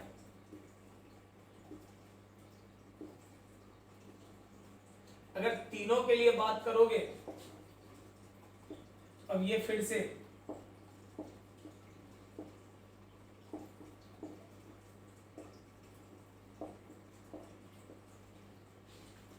ये भी 3 न्यूट्रॉन, फिर ये 3, अब हर बार ये एक यूरेनियम से मिला, 3 न्यूट्रॉन रिलीज कर दिया, ये तीनों न्यूट्रॉन 3 यूरेनियम न्यूक्लियस से मिलेगा और फिर 3 न्यूट्रॉन तीनों रिलीज करेगा। फिर देख लो 9, ये 9 न्यूट्रॉन फिर 9 न्यूक्लियस से मिलेगा, 3 सबसे 27, इसी को तो चेन रिएक्शन बोलते हैं।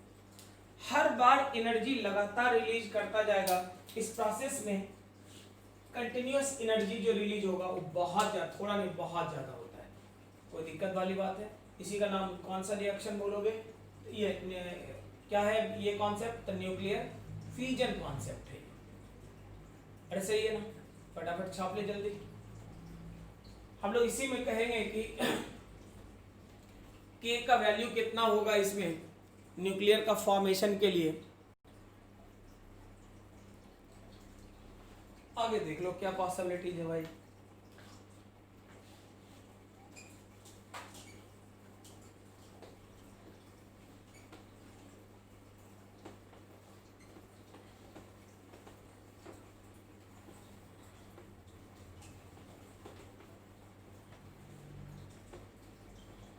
देखो इस प्रोसेस में न्यूक्लियर चेन रिएक्शन अगर कहोगे,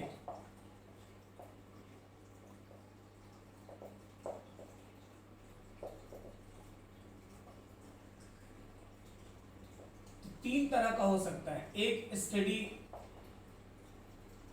दूसरा हो सकता है एक्सीलरेटेड, और तीसरा रिटार्डेड होगा।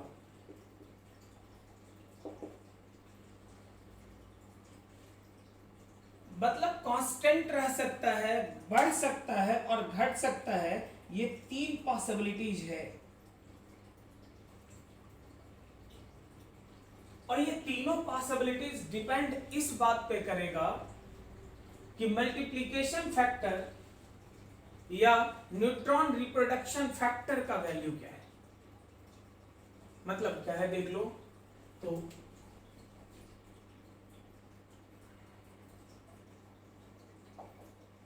टाइप्स ऑफ रिएक्शन ये नेचर टाइप्स में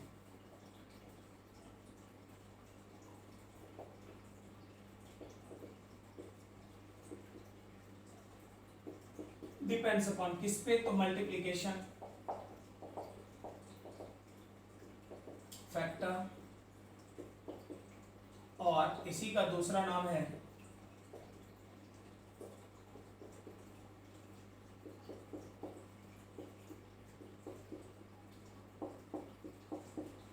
न्यूट्रॉन रिप्रोडक्शन फैक्टर।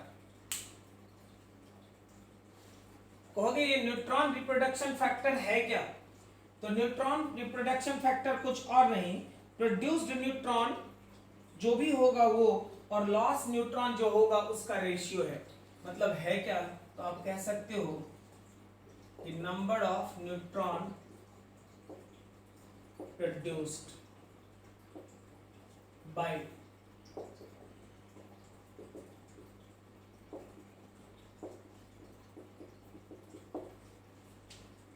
देखो प्रोडक्शन और लॉस का क्या खेल है समझ लो। मान लो यूरेनियम 235 में आपने बम्बार्डमेंट करा, यूरेनियम 235 में आप बम्बार्डमेंट करते हो, ये एक न्यूट्रॉन है। बम्बार्डमेंट के बाद 3 न्यूट्रॉन का हम लोग देखे थे, बेरिलियम और क्रिप्टन बना था तो 3 न्यूट्रॉन रिलीज हुआ था। ये 3 न्यूट्रॉन रिलीज हो गया, सही बात है। तो प्रोडक्शन कितना हो गया? तो प्रोडक्शन यहां पे कहोगे 3 हो गया, सही है। लॉस क्या होगा? इस प्रोसेस में कुछ न्यूट्रॉन के पास कभी कभी एनर्जी इतना ज्यादा होता है कि वो न्यूट्रॉन क्या करेगा, सिस्टम को छोड़कर एस्केप आउट कर जाएगा। जैसे ये न्यूट्रॉन जो 3 बना, ये तीनों न्यूट्रॉन अगर आगे, यहां भी न्यूट्रॉन है, ये भी न्यूट्रॉन है, ये न्यूट्रॉन है, अगर ये तीनों का तीनों न्यूट्रॉन अगला यूरेनियम 235 से फिर टकराएगा तो उस केस में बेरिलियम एंड क्रिप्टन बनाकर ये भी 3 बनाएगा, ये भी 3 और ये भी 3, मतलब 9 न्यूट्रॉन का फॉर्मेशन करेगा। लेकिन अनफॉर्चुनेटली अगर मान लो ये एस्केप आउट कर गया, भाग गया, लीकेज कर गया, तो अगर ये लीकेज किया तो ये पार्टिसिपेट ही नहीं करेगा आगे चेन रिएक्शन में। अगर ये चेन रिएक्शन में इन्वॉल्व नहीं हुआ तो हमारे पास यही 2 काम का है। हो सकता है कि 2 जो है वो दोनों भाग जाए हमारा। अगर हमारा दोनों भाग गया तो उस केस में जरा सोच के देखो क्या होगा। सिर्फ एक है, यही एक अकेला हमारा केमिकल रिएक्शन, ये न्यूक्लियर रिएक्शन में पार्टिसिपेट करेगा, ये फिर 3 ही न्यूट्रॉन निकाल पाएगा।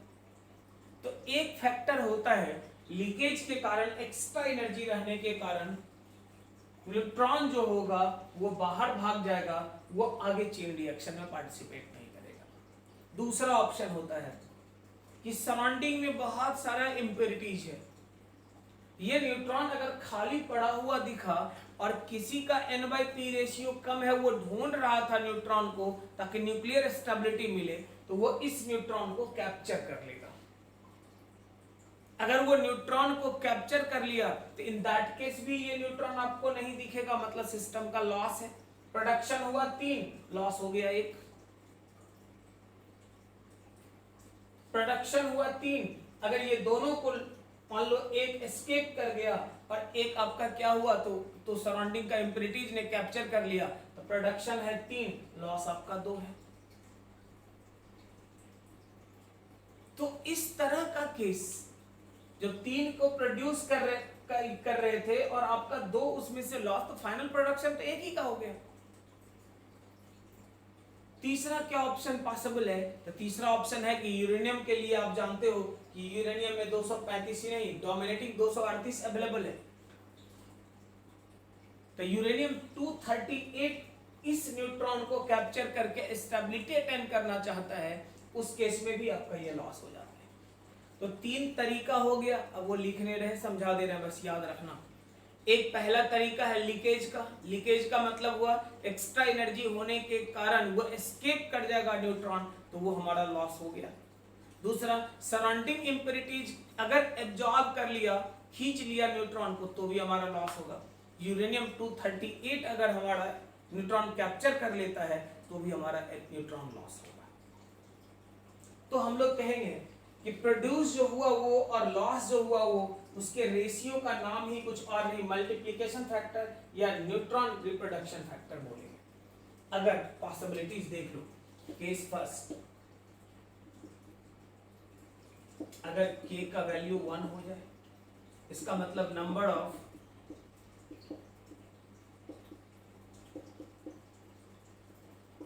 प्रोड्यूस जो होगा number of nucleus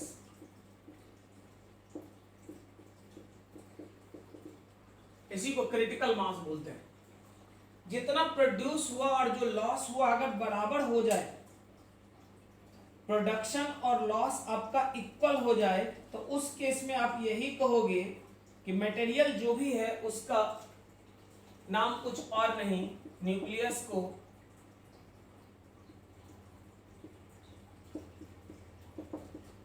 critical size का न्यूक्लियस बोलोगे, एंड मास को, मास जो होगा उसका नाम कुछ और नहीं, कौन सा, क्रिटिकल मास बोलेंगे। कभी कभी क्रिटिकल मास टर्म यूज करके निकल जाता है, तो आप कहोगे कि क्रिटिकल मास किसको बोलेंगे, तो हमेशा याद रखना क्रिटिकल मास उसी को बोलेंगे इसमें number of neutron produced and number of neutron loss हर हाल में क्या होना चाहिए, सेम होना चाहिए। ये स्टेज कौन सा, ऑब्वियसली एक बात बताओ, जितना आ रहा है उतना जा रहा है, एक्स्ट्रा न्यूट्रॉन है नहीं, एक्स्ट्रा चेन रिएक्शन करेगा नहीं, मतलब चेन रिएक्शन जो रिएक्शन आपका है वो कांस्टेंट हो गया, वो बढ़ नहीं रहा है, वो मतलब सराउंडिंग को और ज्यादा नुकसान नहीं पहुंचा सकता, जो पहुंचा रहा है उसी रेट से वो आगे बढ़ता चला जाएगा सीधा। चेन रिएक्शन का मतलब मान लो यहाँ एक न्यूट्रॉन है, ये सीधा लाइन में चला गया, यार डैमेज एक ही लाइन पे करेगा, लेकिन अगर ये 3 न्यूट्रॉन निकाला तो इधर भी इधर भी, तो इधर का भी एक नया लाइन, इधर का भी नया, और ये बीच का तो है, ये तीनों फिर 3-3, इधर वाला फिर इधर फिर इधर फिर इधर, 3 अपना नया लाइन बनाया, ब्रांच बनाया, इधर वाला भी यही काम, तो तब तो पूरा सराउंडिंग फैल जाता है और ये ज्यादा खतरनाक हो जाता है एटम बम। लेकिन अगर आपने कहा कि प्रोडक्शन और लॉस बराबर हो गया, जितना न्यूट्रॉन प्रोड्यूस हुआ उतना लॉस हो गया, तो कहां, तब तो एक्स्ट्रा डैमेज करने का कोई सवाल नहीं उठता, वो रिएक्शन कंटिन्यूअस ऐसे ही चलता जाएगा, किसी तरह का एक्स्ट्रा डैमेज का केस एग्जिस्ट नहीं करता, मतलब रिएक्शन को कौन सा, स्टडी बोलते हैं। अगर आप कहोगे, एक सेकंड देख लो, छोटा छोटा थ्योरेटिकल टर्म है, याद रखना है, के का वैल्यू तुम्हारा 1 से बड़ा है, 1 से बड़ा मतलब प्रोडक्शन, मतलब neutron production greater than loss है। न्यूट्रॉन का प्रोडक्शन अगर तुम्हारा न्यूट्रॉन के लॉस से ज्यादा है, तो प्रोड्यूस ज्यादा कर रहा है, लॉस कम कर रहा है, यार खतरनाक तो होगा, यही तो एटम बम का केस है।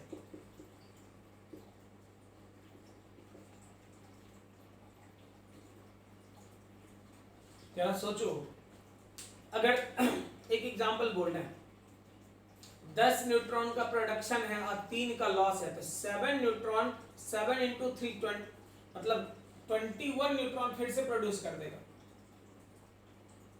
तो अगर ऐसा हुआ तो स्वाभाविक है कि वो स्प्रेड आउट होता जाता है और वो ज्यादा खतरनाक होता है, मतलब ये किसी का नाम कुछ और नहीं, कौन सा, एक्सीलरेटेड बोलेंगे। ये कौन सा हो गया, एसटीडी हो गया।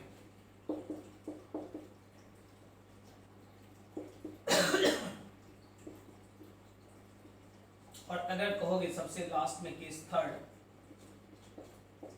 कि अगर तुम्हारा ये रिटार्डेड है, मतलब प्रोडक्शन जो आपका है ये छोटा हो रहा है, किससे, लॉस।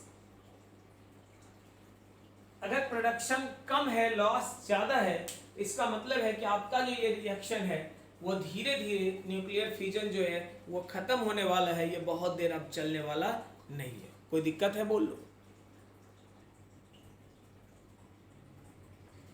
यहां तक तो हो गया, यहां तक कोई दिक्कत है, बोलो।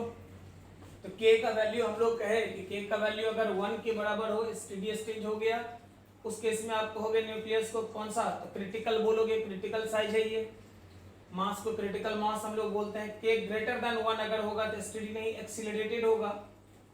इसमें क्रिटिकल का यही लिख दे रहे हैं।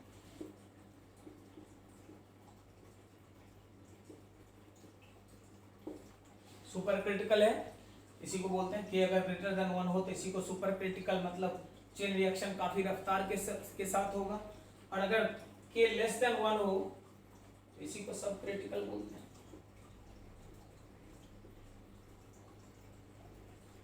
मतलब इस केस में चेन रिएक्शन धीरे धीरे क्या होगा, चेन रिएक्शन होना बंद हो जाएगा। कोई दिक्कत है बोल लो। अगला आगे देख,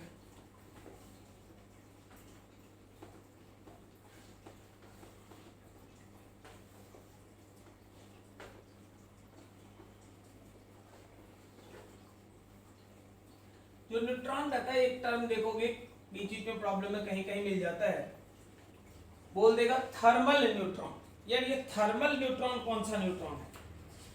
थर्मल न्यूट्रॉन किसको बोलते हैं? तो हमेशा याद रखना, बस स्टार का भी पॉइंट ले लो।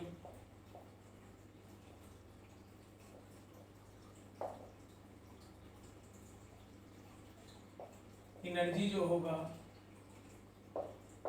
1/40 इलेक्ट्रॉन वोल्ट के बराबर,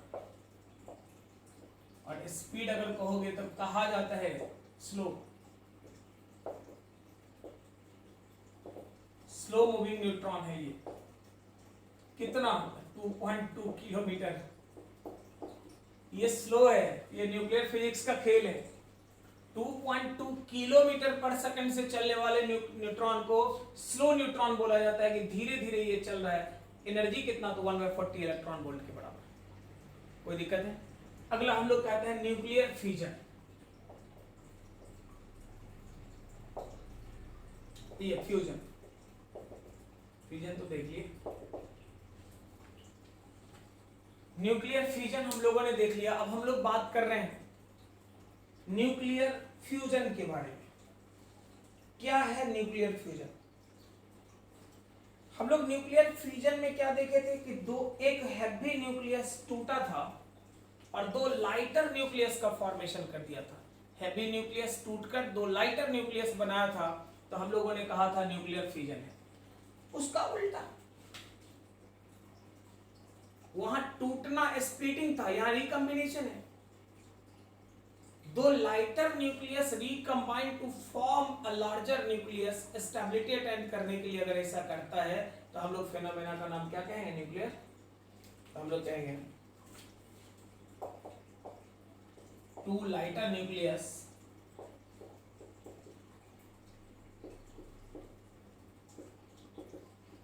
recombine to form a happy nucleus।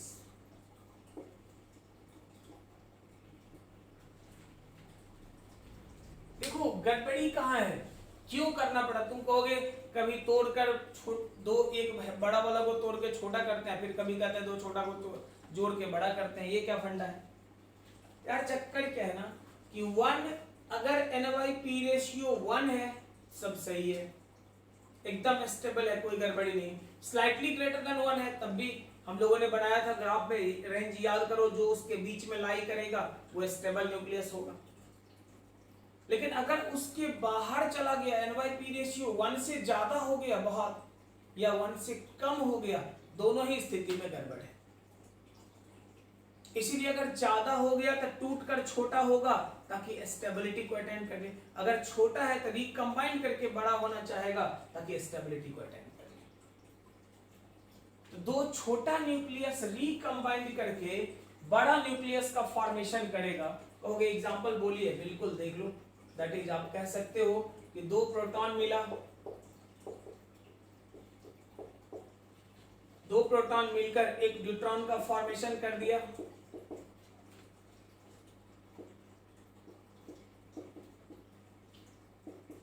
और इस प्रोसेस में 0.42 मेगा इलेक्ट्रॉन वोल्ट।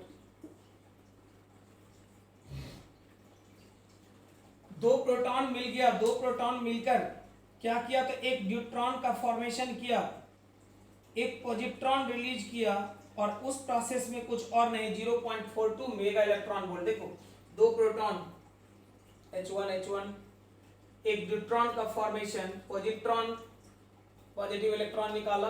अब कहोगे कि कुछ और नहीं, 0.42 मेगा इलेक्ट्रॉन वोल्ट के बराबर।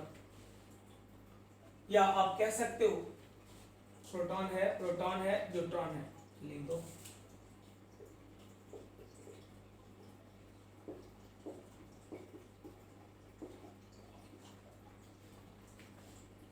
ये लेबोरेटरी मेथड है, यहाँ हम लोग चेक करके नहीं दिखाएंगे 0.42।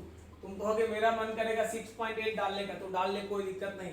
गलत होगा तुम समझेगा, क्योंकि यार ये एक्सपेरिमेंटल रिजल्ट है कि देखा गया कि अगर ऐसा करा जाए तो ये एनर्जी रिलीज होता है। या दूसरा तरीका है mass defect, delta M C square निकाल के देख लो, मास डिफेक्ट निकाल लो, सी स्क्वायर से मल्टीप्लाई कर लो, एनर्जी कितना रिलीज करेगा निकल जाएगा। तो लेबोरेटरी मेथड का मतलब है वहां भी यही काम किया गया, यहां भी आप वही कर सकते हो, या आप मान याद रख सकते हो कि इतना एनर्जी रिलीज करेगा एक बार में। अगला देखा गया कि अगर 2 न्यूट्रॉन मिल जाए, देख लो,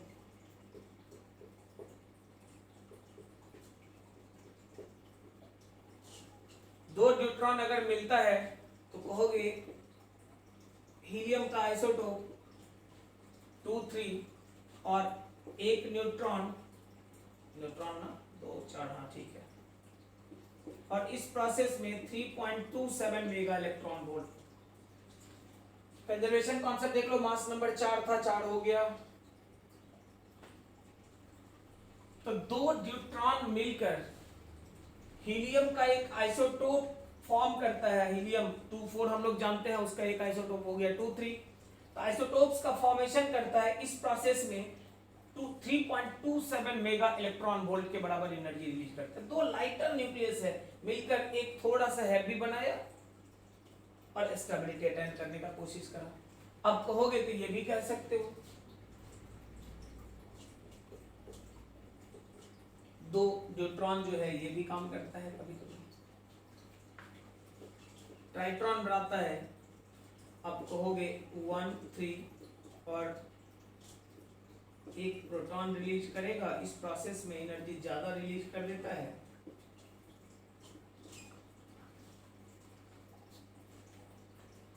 अगर आप कहोगे तो 2 न्यूट्रॉन अभी भी, ये 2 न्यूट्रॉन अभी भी मिलेगा और 2 न्यूट्रॉन मिलकर एक ट्राइटॉन का फॉर्मेशन करेगा, ये, और इस प्रोसेस में कितना, तो 4.03 मेगा इलेक्ट्रॉन वोल्ट के बराबर। तो इस तरह का केस जहां पे लाइटर न्यूक्लियस मिलकर हैवी न्यूक्लियस का फॉर्मेशन करेगा और हैवी न्यूक्लियस फॉर्मेशन के साथ ही एनर्जी रिलीज करेगा, फेनोमेना का नाम कुछ और नहीं, क्या बोलोगे, न्यूक्लियर फ्यूजन बोलते हैं। कहीं कोई दिक्कत वाली बात है तो बोल,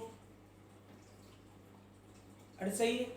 तो आपको कुछ नहीं करना है, न्यूक्लियर फिजन हो न्यूक्लियर फ्यूजन हो, फंडा बस एक है, डेल्टा एम निकाल, सी स्क्वायर मल्टीप्लाई कर, एनर्जी कितना रिलीज करेगा ये निकल जाएगा। बेसिक कुछ रिएक्शन याद रखना है कि अगर ये रिलेशन याद रहेगा तो आपको याद रहेगा कि 2 प्रोटॉन मिलकर अगर न्यूट्रॉन का फॉर्मेशन करेगा, दिमाग ही नहीं लगाना यार, हर बार 0.42 मेगा इलेक्ट्रॉन वोल्ट रिलीज करेगा, डायरेक्ट लिख देना।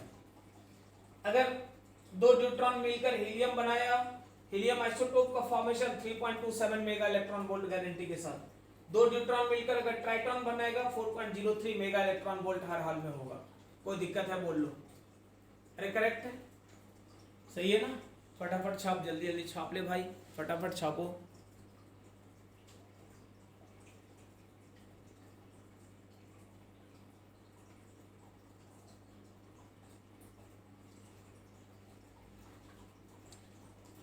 तो आज हम लोग यहीं तक करेंगे, अगले लेक्चर में, मतलब ये चैप्टर कंप्लीट हो गया तुम्हारा रेडियोएक्टिविटी। नेक्स्ट लेक्चर में हम लोग 2 काम करेंगे। एक काम ये कि कुछ क्वेश्चंस मैं करवाऊंगा खुद से, और कुछ क्वेश्चंस जो है क्वेश्चन बैंक का डायरेक्ट जो 2019 में 18 में पूछा है, तो वो सब डिस्कशन करेंगे। इसके लिए आप लोगों का एक, बहुत सारे बच्चों ने कॉल किया है और उन लोगों का एक था कि रिवीजन सीरीज, तो रिवीजन सीरीज कंटिन्यूड रहेगा। अगला लेक्चर आपको कैनामेटिक्स का मिलेगा, हो सकता है कि इसके पहले कैनामेटिक्स का ही लेक्चर हम कल, मतलब नेक्स्ट डे अगर बात करो तो कल शायद अपलोड करेंगे। लेकिन तुम लोग थोड़ा मन से अगर देखोगे, कंटिन्यूटी बनाओगे, तो फिर उसमें काम करने में भी मजा आएगा यार। क्योंकि अगर तरह तरह के ओपिनियन रखोगे और कंटिन्यूटी नहीं बनाओगे, अगर नहीं दिखेगा कि उस तरह का रिस्पांस कि बच्चे बहुत प्रॉपरली टाइम देके केयर कर रहे हैं, तो फिर उतना मजा भी नहीं आता। तो थोड़ा सा ध्यान रखा करें इस बात का कि बहुत टाइम देके बहुत अगर वर्कआउट करा जाता है तो आप भी उसको कंटिन्यूटी बनाइए, घर पे मेहनत कीजिए। अगर आप करेंगे तो यहाँ भी हम लोगों के लिए, क्योंकि ऑलवेज मैं ऑलवेज साथ हूँ यार, हमेशा एक बात का ध्यान रखना कि मैं छोड़ नहीं रहा हूँ तुम्हें कभी। टिल एग्जाम तक हमारा कमिटमेंट है, टिल रिजल्ट तक कमिटमेंट है। बिल्कुल हम लोग रिजल्ट ओरिएंटेड कॉन्सेप्ट पे वर्कआउट करते हैं, बट तुम्हें एक सपोर्ट तो हर हाल में देना पड़ेगा कंटिन्यूटी बनाने का। लेकिन वो रिस्पॉन्स अगर बहुत एग्रेसिव वाला नहीं दिखता है, बहुत एग्रेशन के साथ नहीं दिखता है, तो थोड़ा सा डिसअपॉइंटिंग लगता है।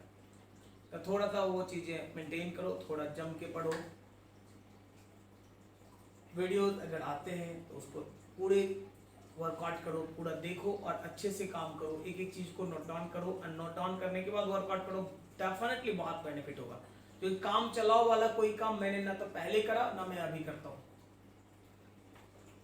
पॉइंट पकड़ के पढ़ाने का आदत तब भी था जब तुम ऑफलाइन में पढ़ रहे थे, पॉइंट पकड़ के पढ़ाने का आदत आज भी है जब तुम ऑनलाइन में पढ़ रहे हो। हाँ, थोड़ा सिचुएशन डिफरेंट होता है, जो मैं बार बार बोलता भी हूँ कि यार इंटरेक्शन बेस्ड टीचिंग का आदत है। मेंटली तैयार करना खुद को कि तुम लोग हो, बहुत टफ होता है। क्योंकि अपने बच्चों ने हमारे यहाँ पढ़ा है तो आपने फील करा है कि ऐसा मोनोटोनस नहीं है कि आए कुछ करते गए। पॉइंट पकड़ के पढ़ाते हैं और आप लोगों के फेस को देखकर पॉइंट से पॉइंट निकालना जानते हैं। एग्जाम के एक एक नोड को पकड़ के पढ़ा देते हैं, जो भी पूछा है या पूछेगा, और बड़े आराम से आप चीजों को सीखते हो और करते हो। वो चीजें अगर मिसिंग है, वो अगर सामने नहीं हो, दूर हो, तो यार कम से कम वीडियोस अगर देखते हो तो फिर उसको रिस्पॉन्स तो दिखना चाहिए ना कि आप वर्कआउट बहुत प्रॉपर कर रहे हैं, आप प्रॉब्लम सॉल्व कर रहे हैं, चीज़ों को बहुत कंटिन्यूटी के साथ आप देख रहे हैं, सब कुछ स्मूथ गोइंग ऑन है। ऐसा अगर दिखेगा तो बिल्कुल मुझे भी काम करने में मजा आएगा और फिर चीज़ें बहुत फ्लो के साथ आपके सामने दिखेगा। अगर वो नहीं दिखता है तो डिसअपॉइंटिंग लगता है। तो थोड़ा सा इन बातों का ख्याल रखो। बाकी तो मैं ख्याल रखता हूँ। चल ठीक है, अगले लेक्चर में देखते हैं, उस लेक्चर कंटिन्यू करते हैं।